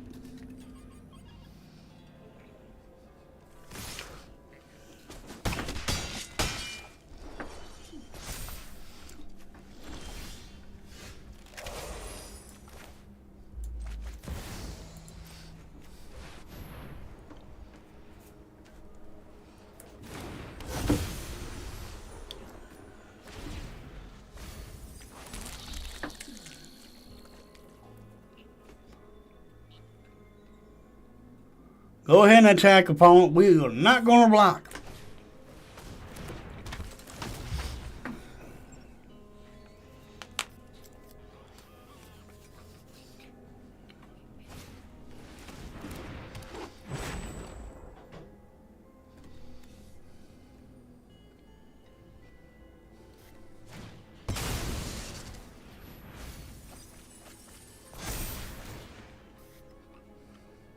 Oof. No blocks. Watch this though.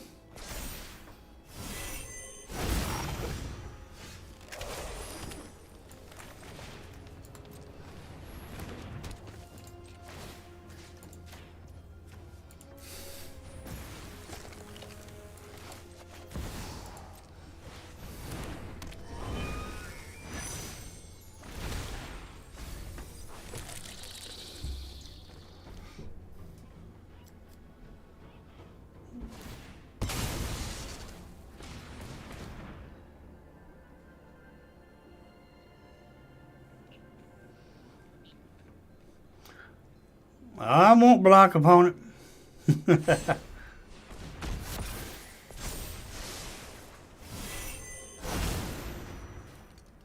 Or using alchemy cards.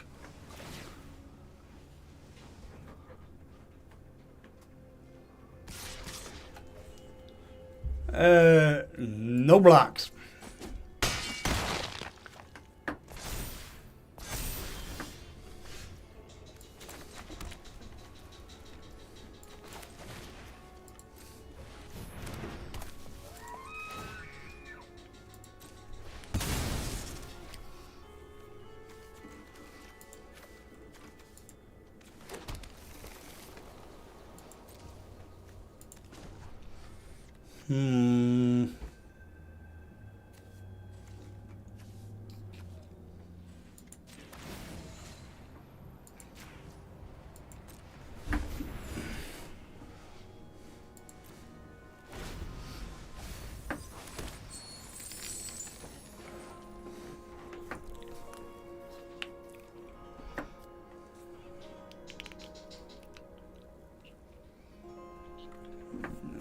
Just two more damage to me, opponent.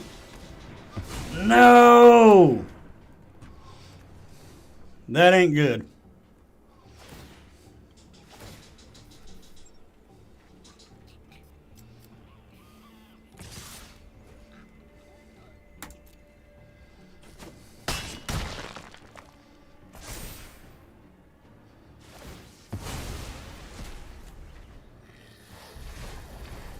We're safe.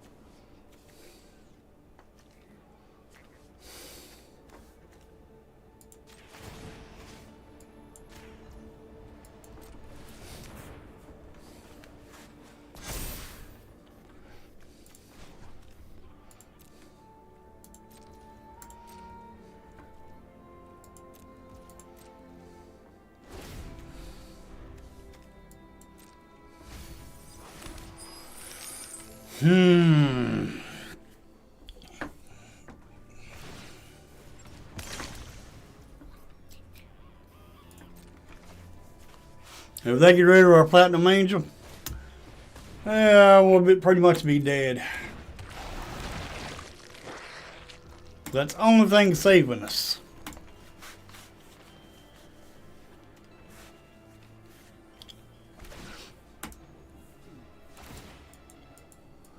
A new station alert has arrived.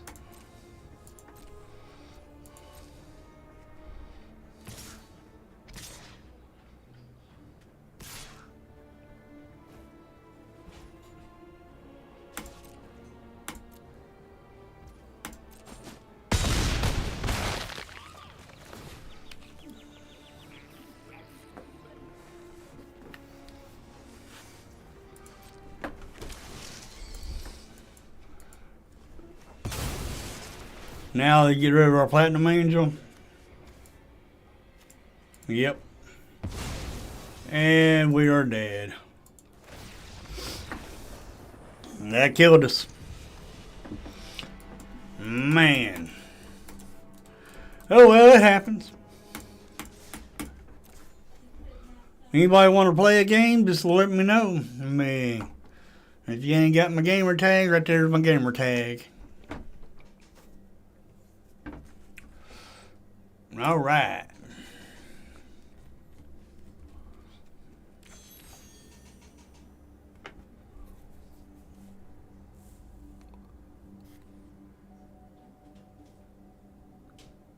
Yeah, it's okay, Chris Chaos.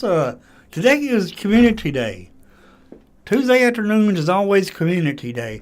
That's where you can come and challenge me to a game of Magic. A game of Arena. Just make sure, okay.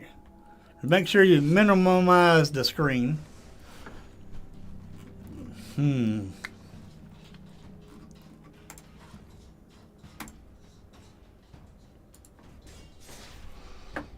Alrighty.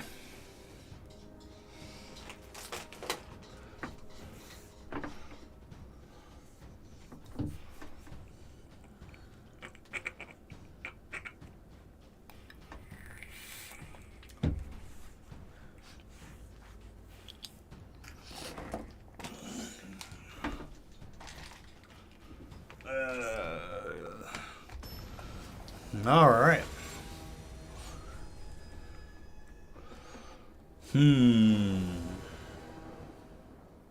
Yeah, this ain't too bad.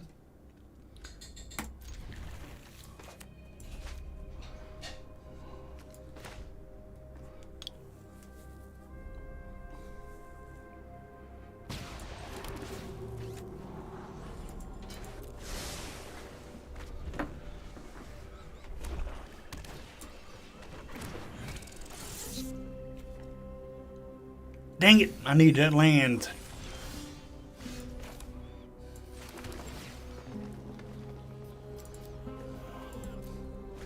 Dang, belag it.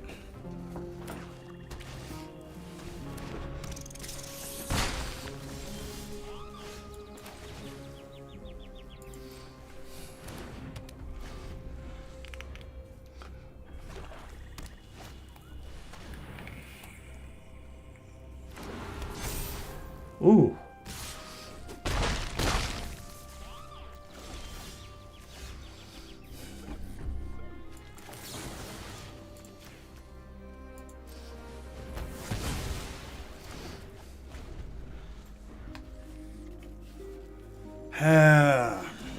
Oh. Daggone it.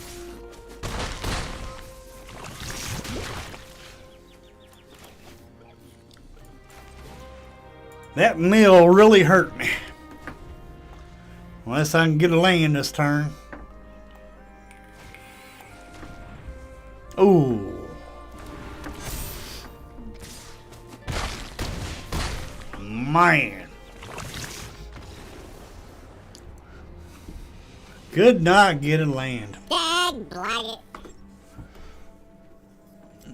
Alrighty. Could not get a land. When you milled me, milled 2 lands and I needed 1. Man. Nice. Alright, if anybody else wants to play, just let me know. I'll cancel out any game to play against y'all, because it's y'all's day.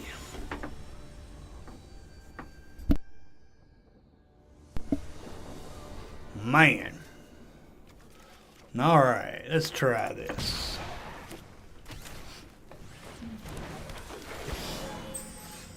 Alright, we got our green. Sweet Lunkin. Yeah, I did have a rat deck myself, but I deleted it.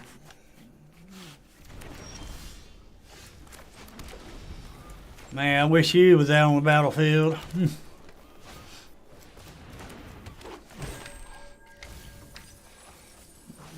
Maybe I'll get it, Giles.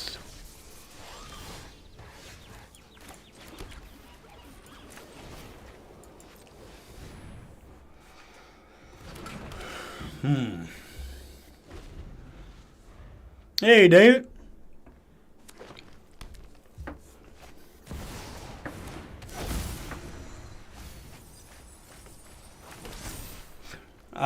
Let's see, who's this?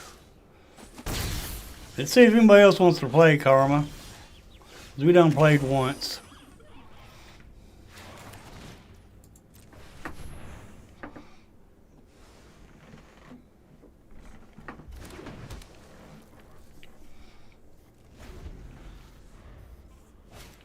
We need 1 land. 1 land. Oof. Can we get a land? Of course not.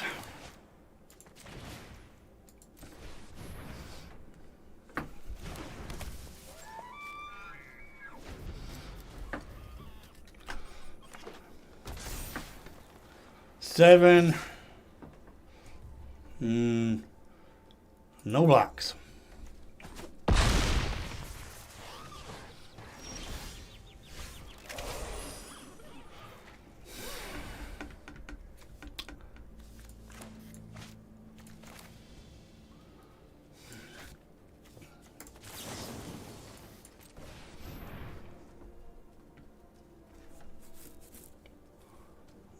Yeah, we are pretty much screwed.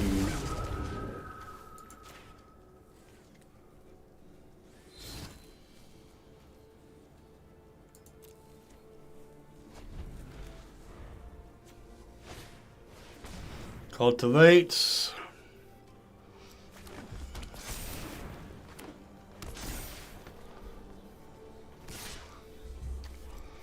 Block with our 2/2.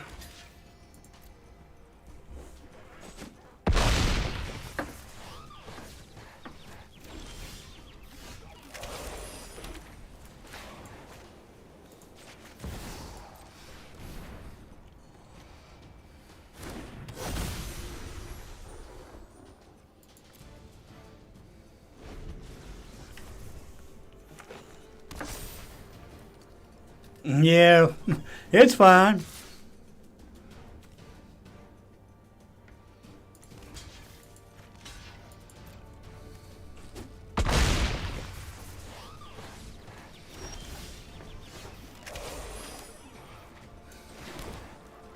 And let's see here. How about 3, 4, 5, 6?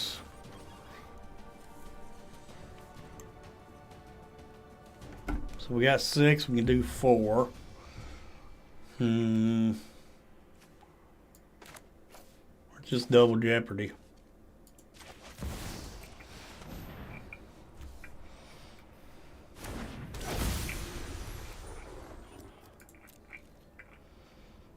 Wish I could draw another one of these.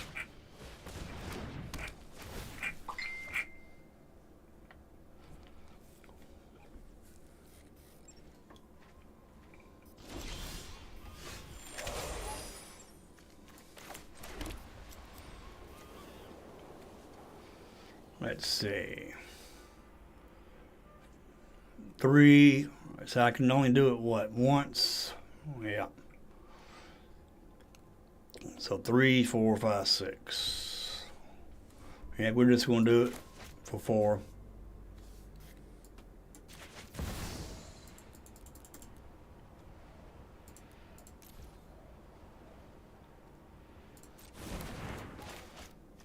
See if we can do it for 5.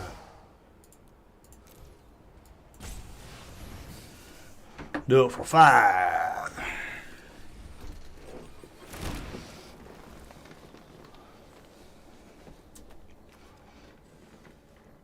No attacks.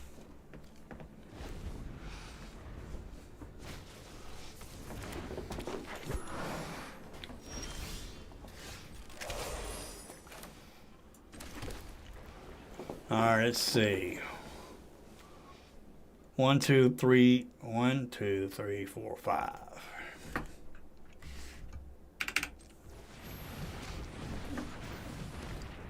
Two, 4, 5, 6, 7, 8, 9, 10, 11. Let's see. Let's just do it.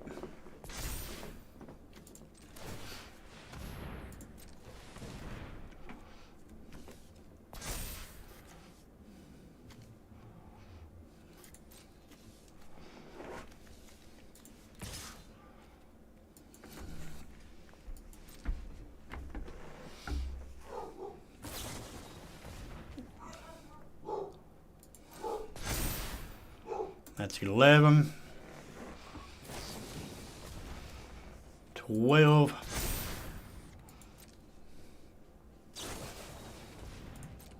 13. You want to trade?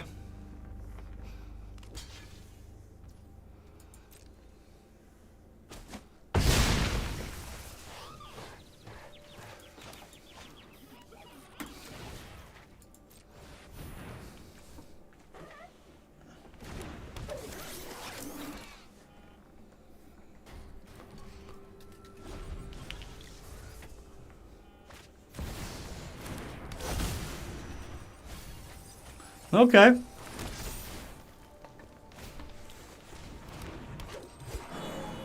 Alright, David, I'll play you right after this game.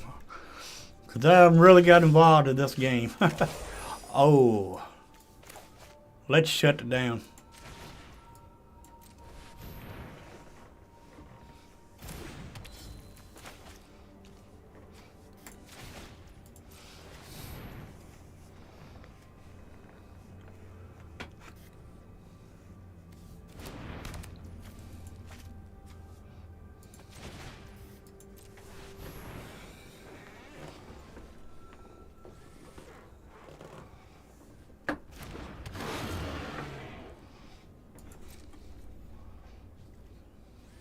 No attacks.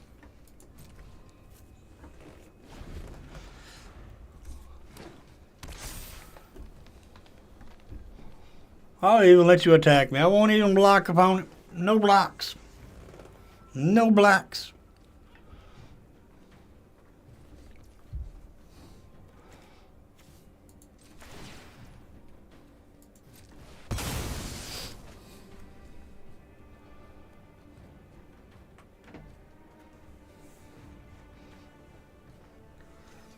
No blocks.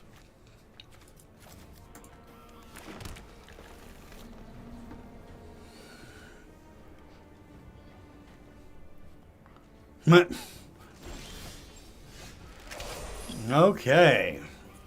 5, 6, 7, 8, and 9. 9, 10, 11, 12, 13, 14. We got 14. We can do 12.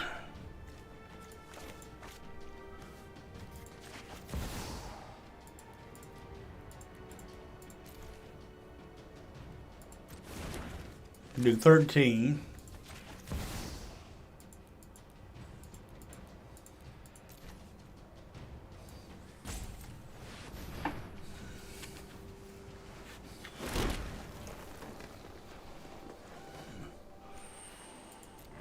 Our opponent does not know what we're up to.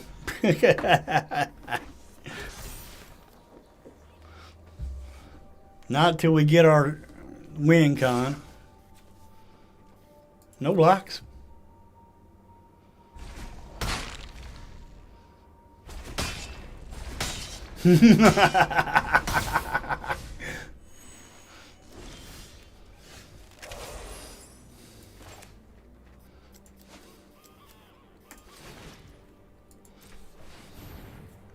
This has vigilance. Yep.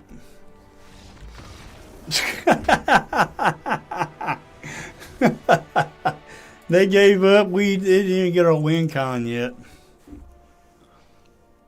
Alrighty.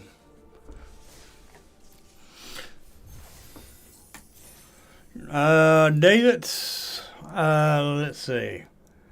We're all amateurs. David, if you want to play, just let me know. If we're not friends on the game, just enter my gamer tag I just put in the chat there. Go to this plus man, type it in there, and then send.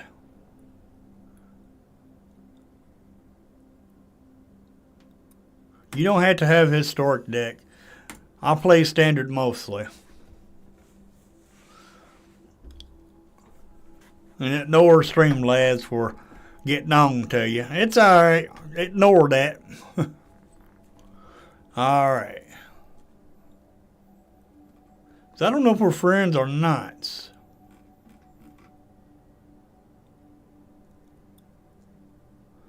You are not going to be a moderator on my stream, Streamlabs.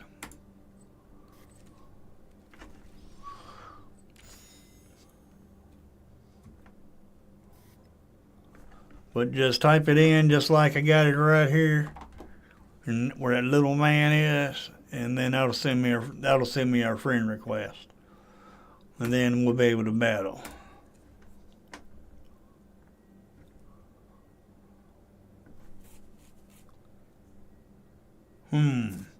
Have not received it yet.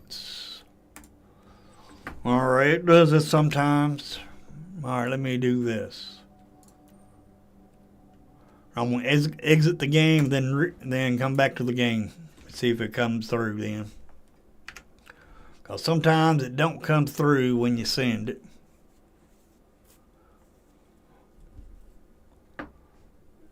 Sometimes you restart the game, it'll do it.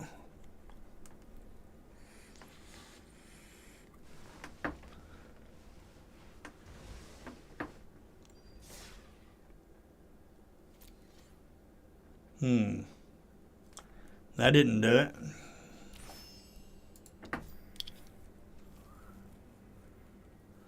Okay.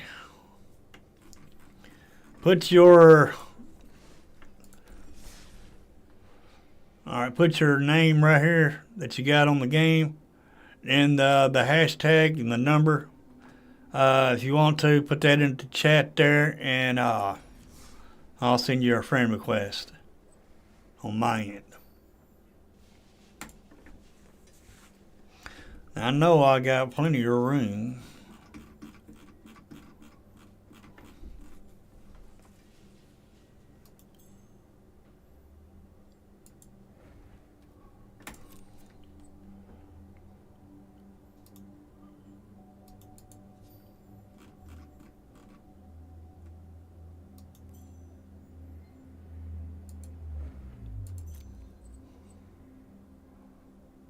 I'm not getting it for some reason. So I got Benjamin, Capricorn, D. Lawson, Inhumans, John Kutsai, Chris Chaos, Lord Zoran, No Freedom, Sports Wizard, and that's it. That's live. That's logged into the game. Interesting.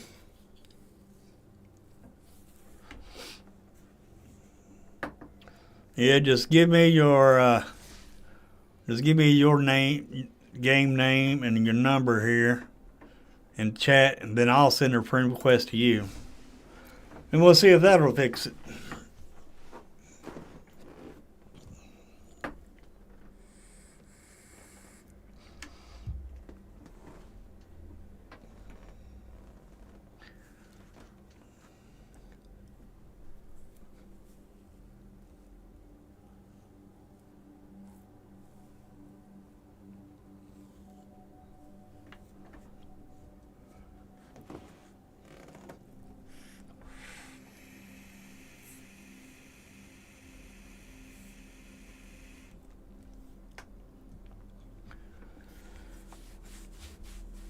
I'll be glad. I'm looking forward to Friday. I'll be glad when Friday gets here.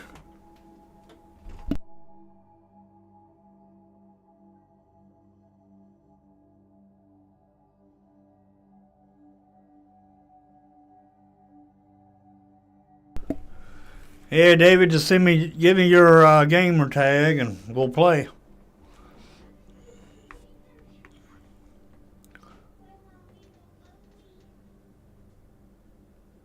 I don't team anymore.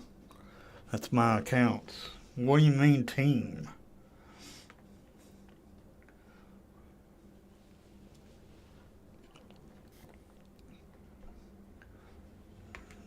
Yeah, all I need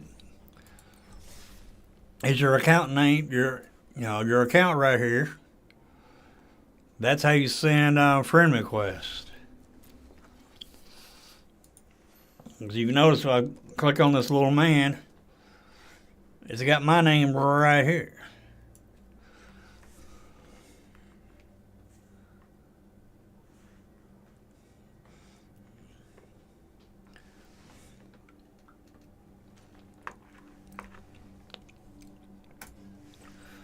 Well, it's not coming through.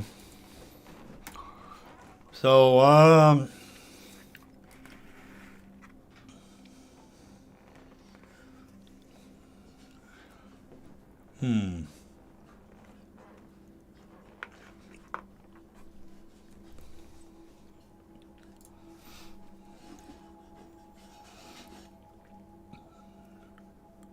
that's how all these people have gotten onto my game right here. Is they sent me their they sent me this so I could send them the friend request, and sometimes their friend request will come through, but sometimes it don't.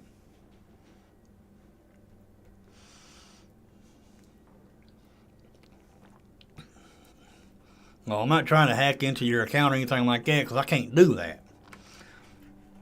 That's just friend request. That's the only thing that's good for. Anyway.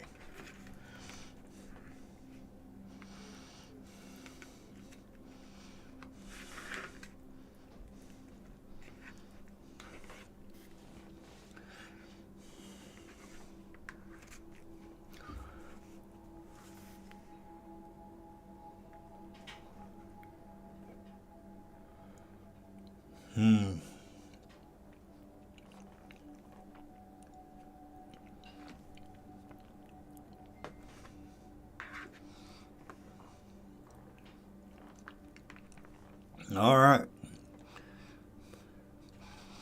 Well,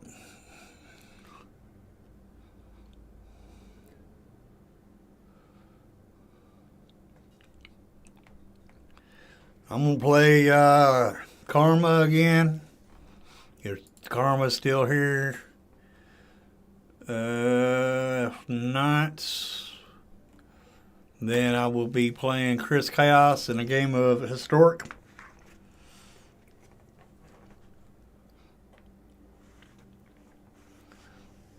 You can keep trying.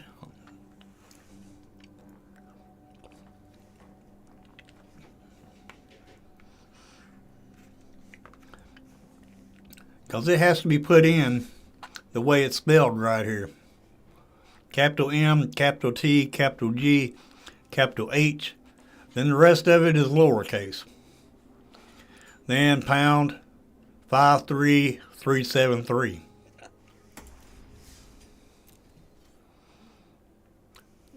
Karma is not here apparently.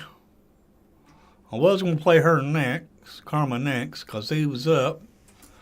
So you're up next, Chris Chaos. Unless somebody else wants to jump in.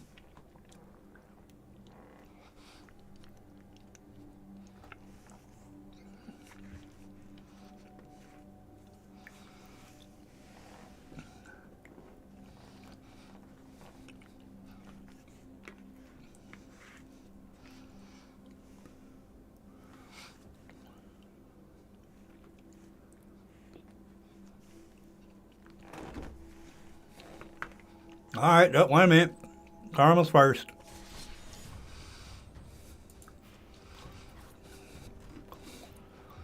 I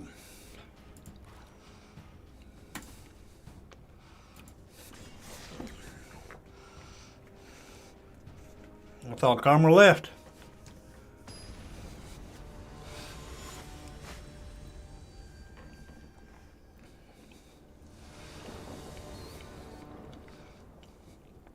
Yeah, you can.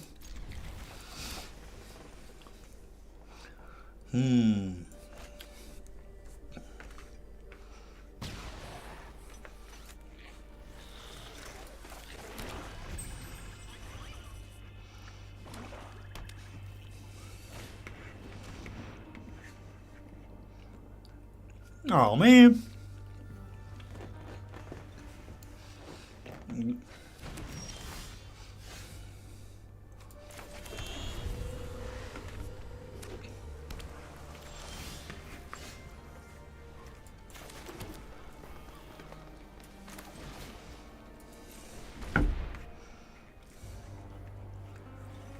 I bet there's a counter spell.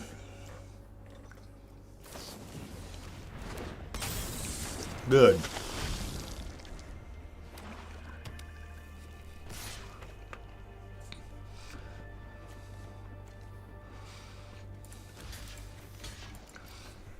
Probably regret this.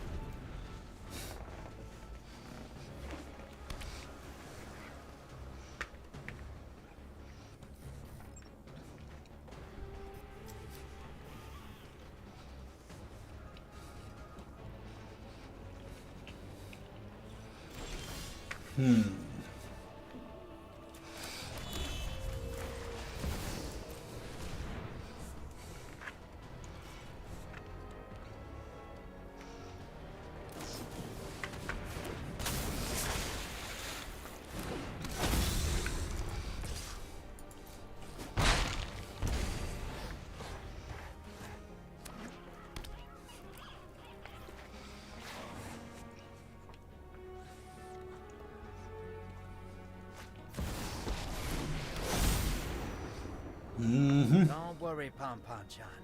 I've got this. Oh, Take a break, will ya?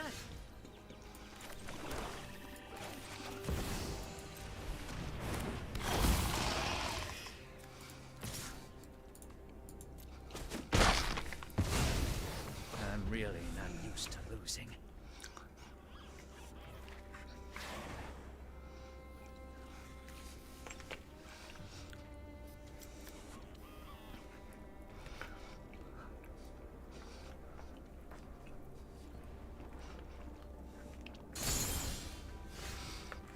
okay.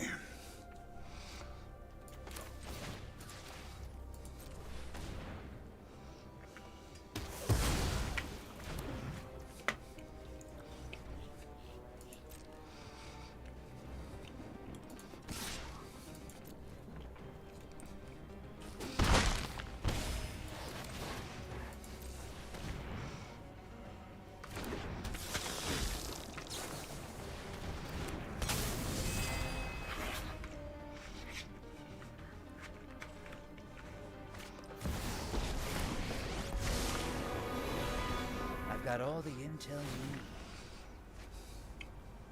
Found a way in?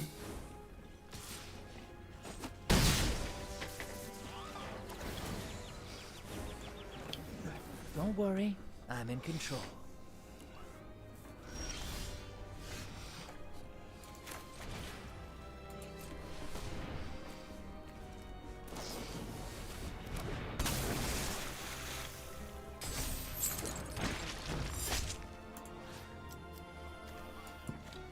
Let's see.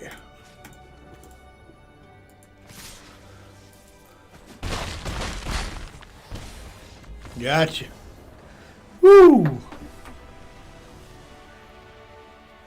Good game.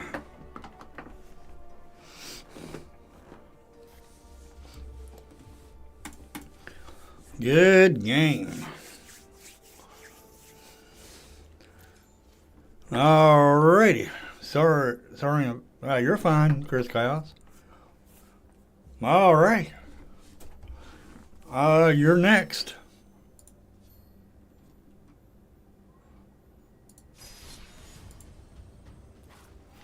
Hey, Lulu. Okay.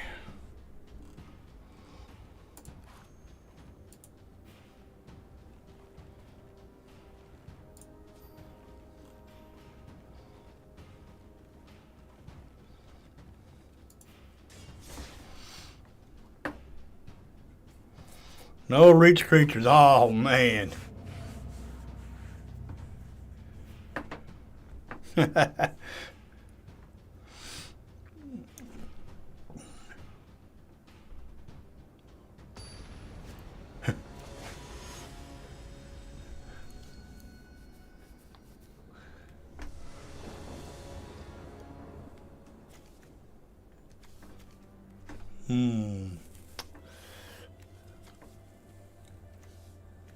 don't think I want this. Nope, no better.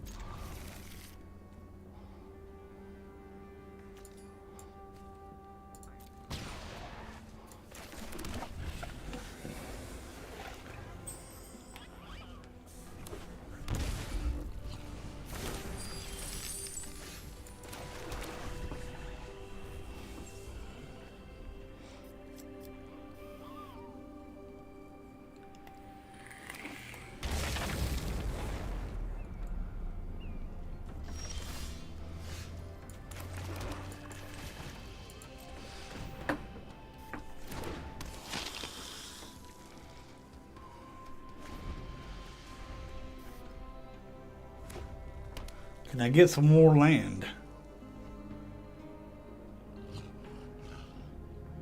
Can I get land?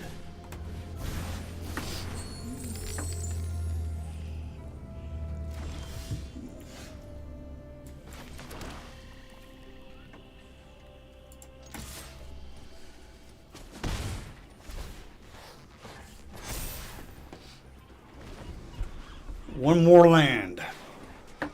Come on, one more land. Come on.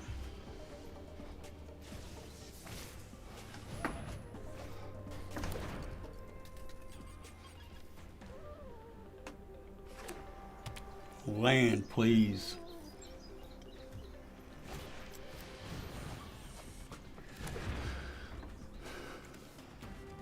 Nice.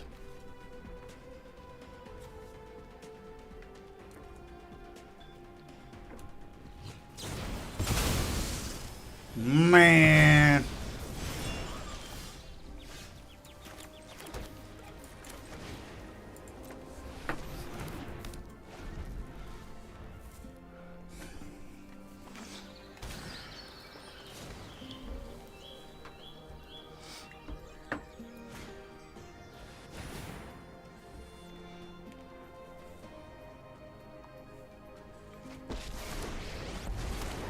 Play nice, they said. The more, the messier.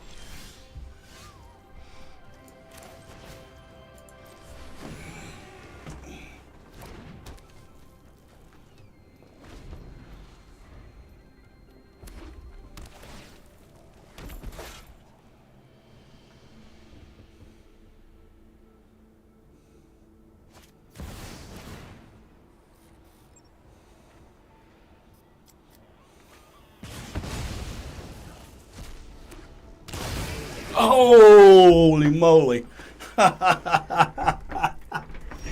Dang.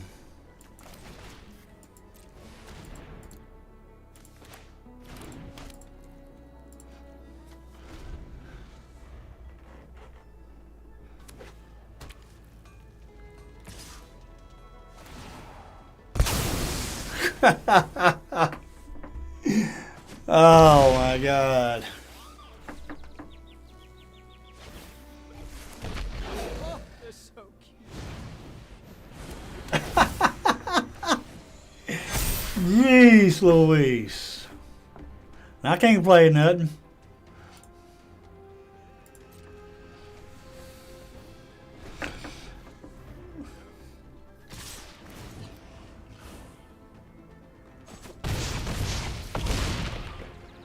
You alright, Lulu?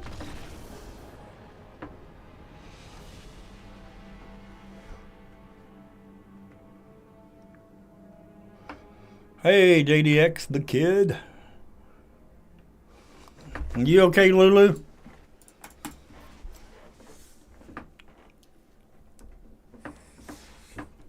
Man, what a deck.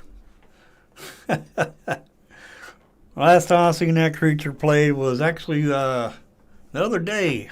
Mono Black Magic was playing that creature. Anyway, that was a good game there, Chris Chaos. Good game.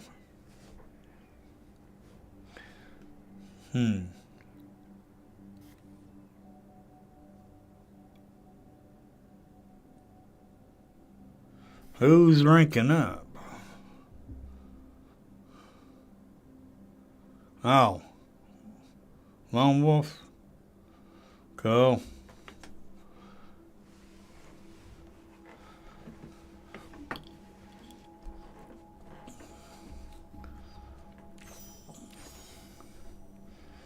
All right.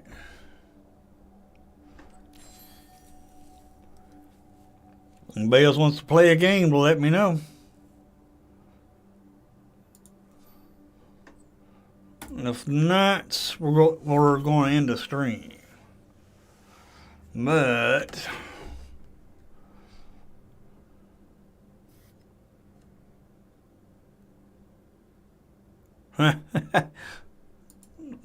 don't give me the credit.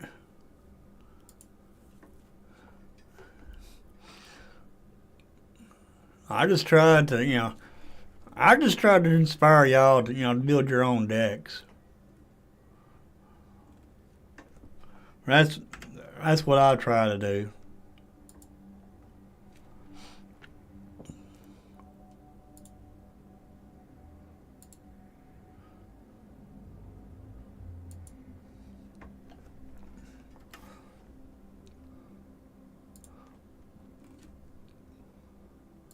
Here's the site I usually like to go to, but sometimes they're slow.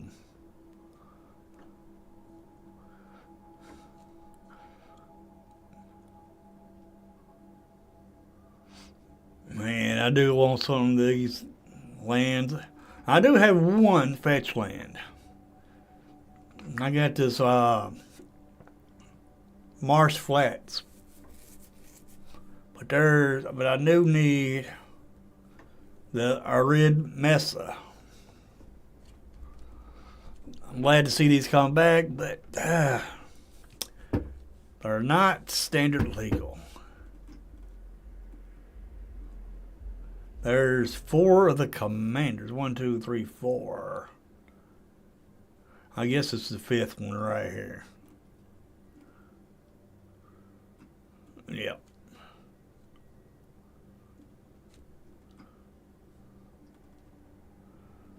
Alright, let's see.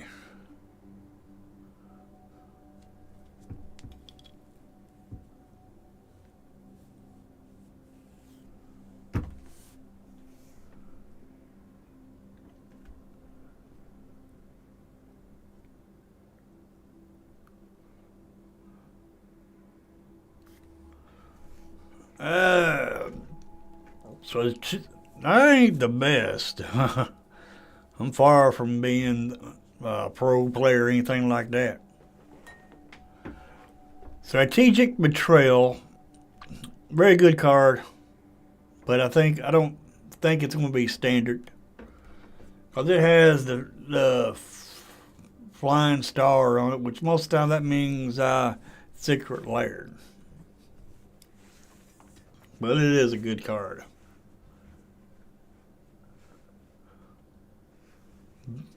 Boulderborn Dragon, Flying and Vigilance, and when it attacks, it gets to surveil 1. That's not bad.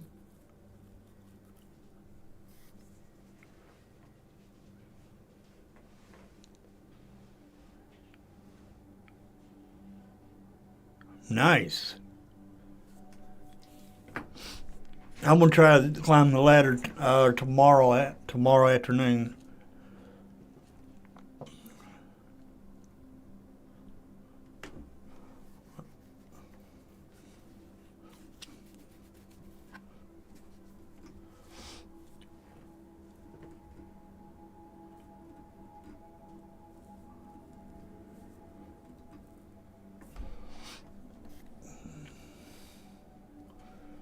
There's that. Alright, let me see. See if I can do something real quick. Exit out of this.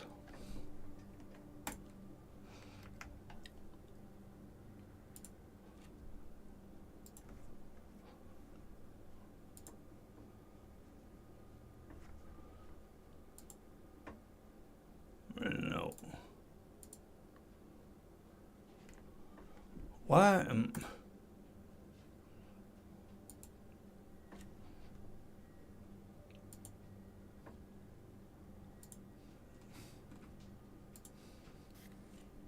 Huh. Weird.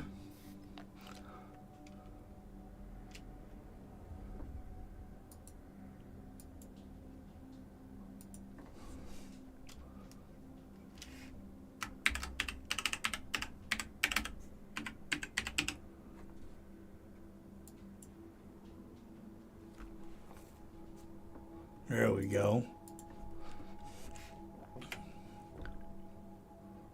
Okay.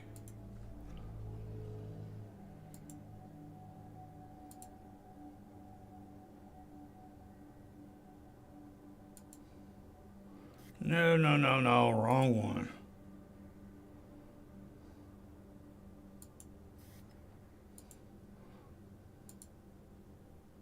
Huh.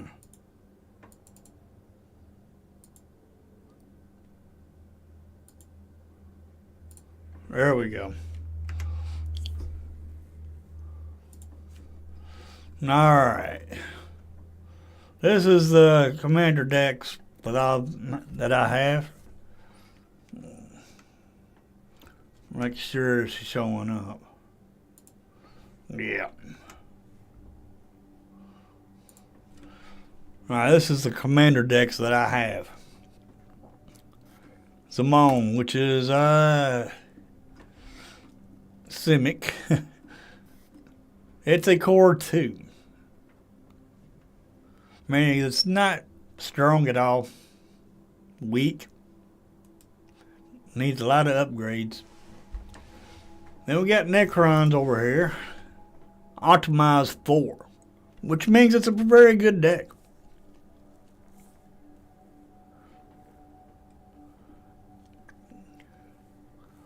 And very little upgrades has been done to this. Whoops.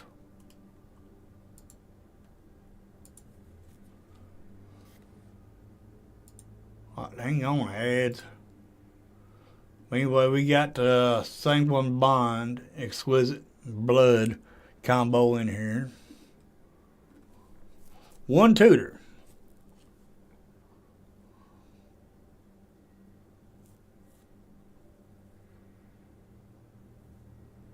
I doubt if I'll make it to Mythic, but I want to give it a try. Anyway, this is my Necron deck that I have. And it's considered to be a bracket 4. With only 1 tutor. And it's mono black. The curve is pretty good, I reckon.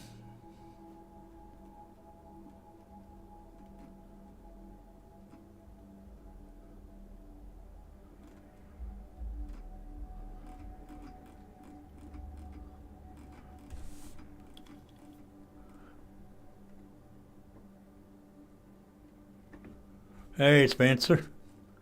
But yeah, this is my Necron. It's already optimized for, and I ain't done much to it. Then we got this deck. Now this deck I have taken apart, but I still got the card. I could easily put it back together. It's also an optimized 4. It's a Clelavino vampire deck. We got the Exquisite Blood and we got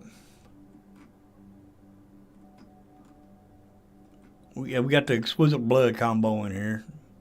The combos with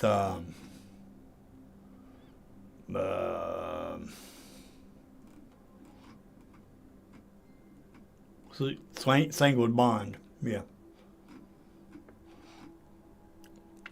Anyway, this is the this one. Now this is I've actually taken this vampire deck apart, and the reason why is because I have put them in with added another color. which is Edgar Markov. I've updated this deck a couple times. It's optimized 4.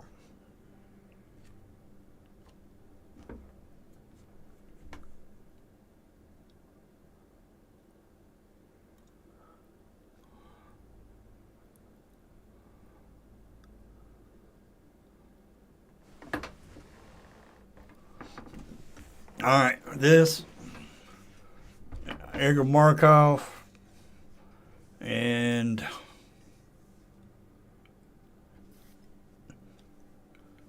let's see.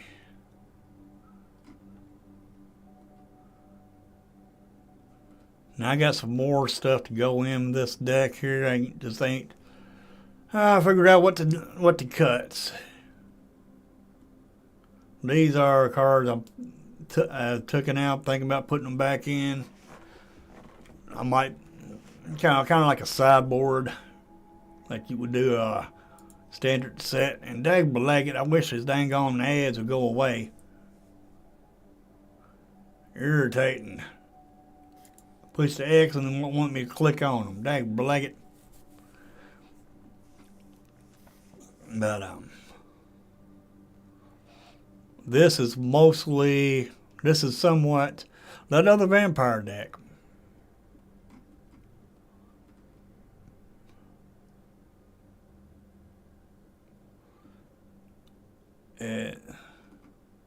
See right there is the commander for that other vampire deck.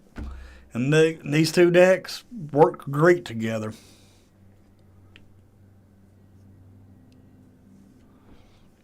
They work good together. So let's say you have kind of thing you out. You attack with Edgar. Edgar turns into a demon. And then when it dies, you'll create a 4/3 black and white vampire demon creature token with flying. And and you draw a card also when it dies. And then once it dies, he turns into his coffin until he comes back.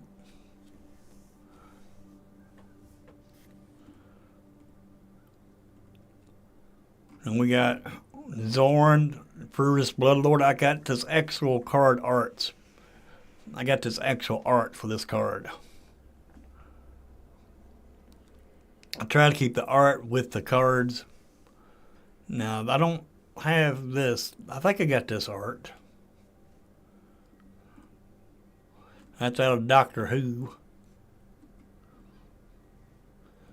But then we got the Impact Tremors, War Leader's Call combo in here because Edgar, every time you play a vampire, you get a vampire token. So that's 2 pings. 2 pings from Impact Tremors because it's 2 creatures. 2 pings from War Leader's Call because it's 2 triggers. So, kind of a combo-ish thing there. And plus, War Leader's Call gives all the vampires +1/+1. Stormkirk Captain gives all our vampires +1/+1. And if we don't have those out, then we can play our Skull Clamp.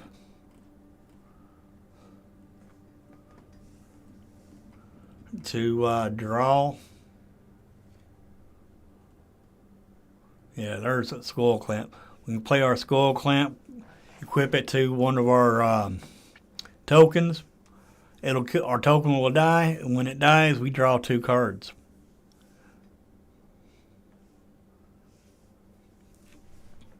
That's the whole purpose of making the tokens, is to sack them, to draw cards. Then we got Cathar's Crusade, which will every time a creature enters, you get a +1/+1 counter. So you can tell this deck is a little bit everywhere. kinda. We got all of this right here is all of this is removal. We have grave packed in here. Every time a creature dies, our opponent has to sack a creature. I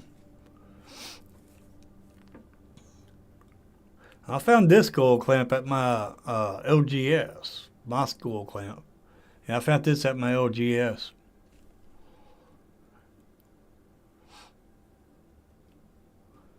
Then I got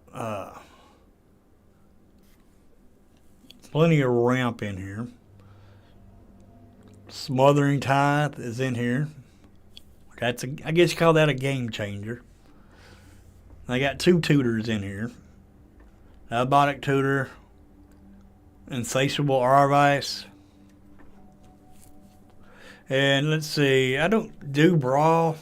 Brawl is totally different than Commander. I mean, it's similar, but different.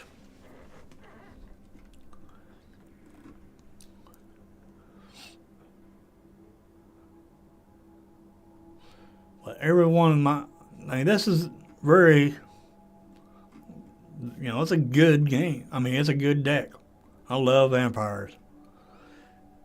And if you bought this deck as is, it will cost you $539.22. Salt sum is 40.66.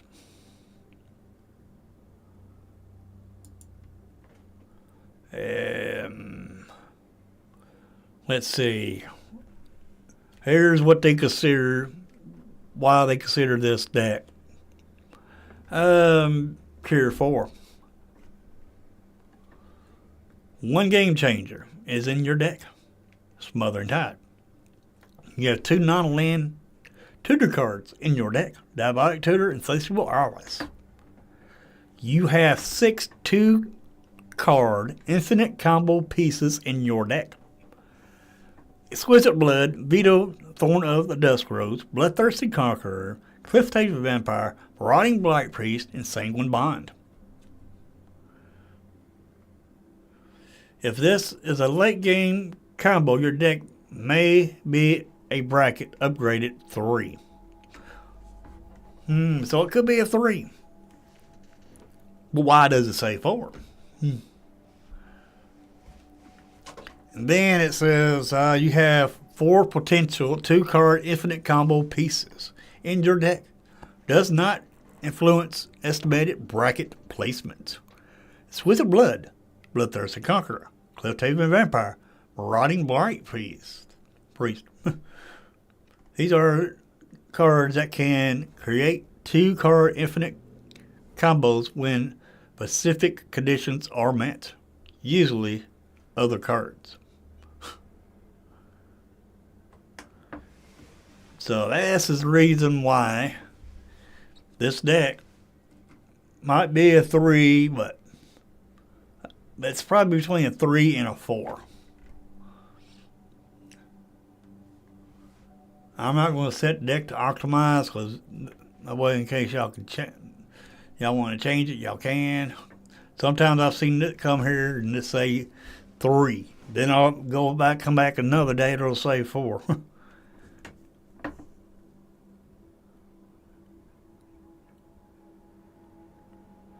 Okay. You have to go by this, but to be honest, it's not 100%.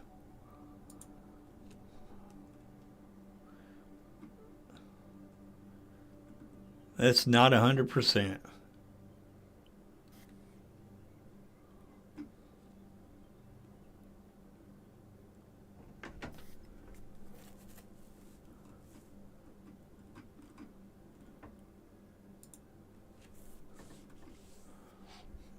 But they don't take in consideration the synergies that a deck could have.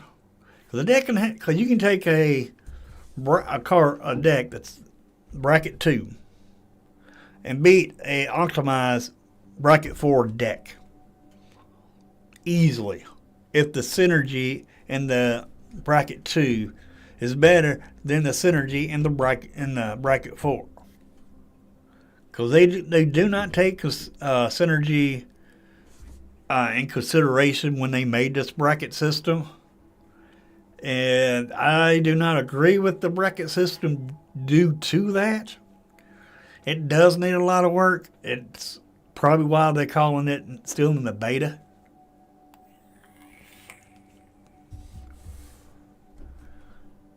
That's probably why it's still in beta. But, yeah. But this is my favorite deck, actually.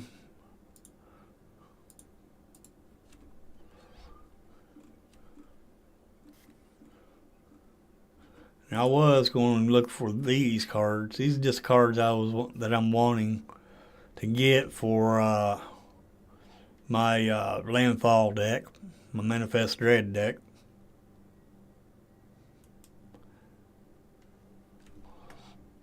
But as far as decks, that's 1, 2, 3, 4. It's 4 decks. Well, 3 decks and maybe 1. Because I'll disassemble this one and put it in this one. What's up, Chaz? Well, anyway, that's my most of my commander decks. I still got another commander deck to put in here, and I ain't put it in here yet. But anyway, let's get back to the game.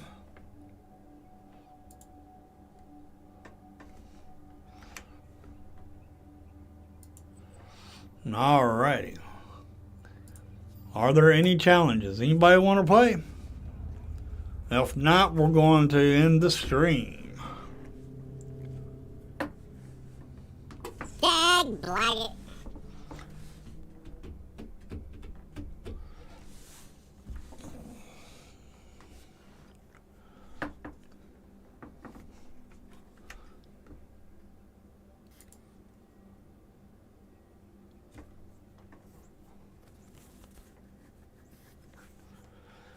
Alrighty.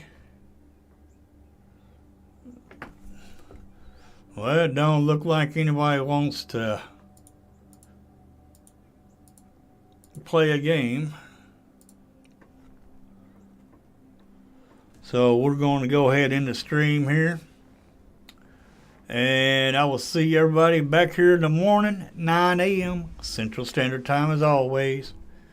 Hope everybody has a good evening, a good morning, or a good afternoon, whatever time it is for you. You have a good one, and I'll see you later. Later, everybody. And please, make sure you hit the like button. Very much appreciated. Every little thing helps the channel out, and I do appreciate it. Later, everybody.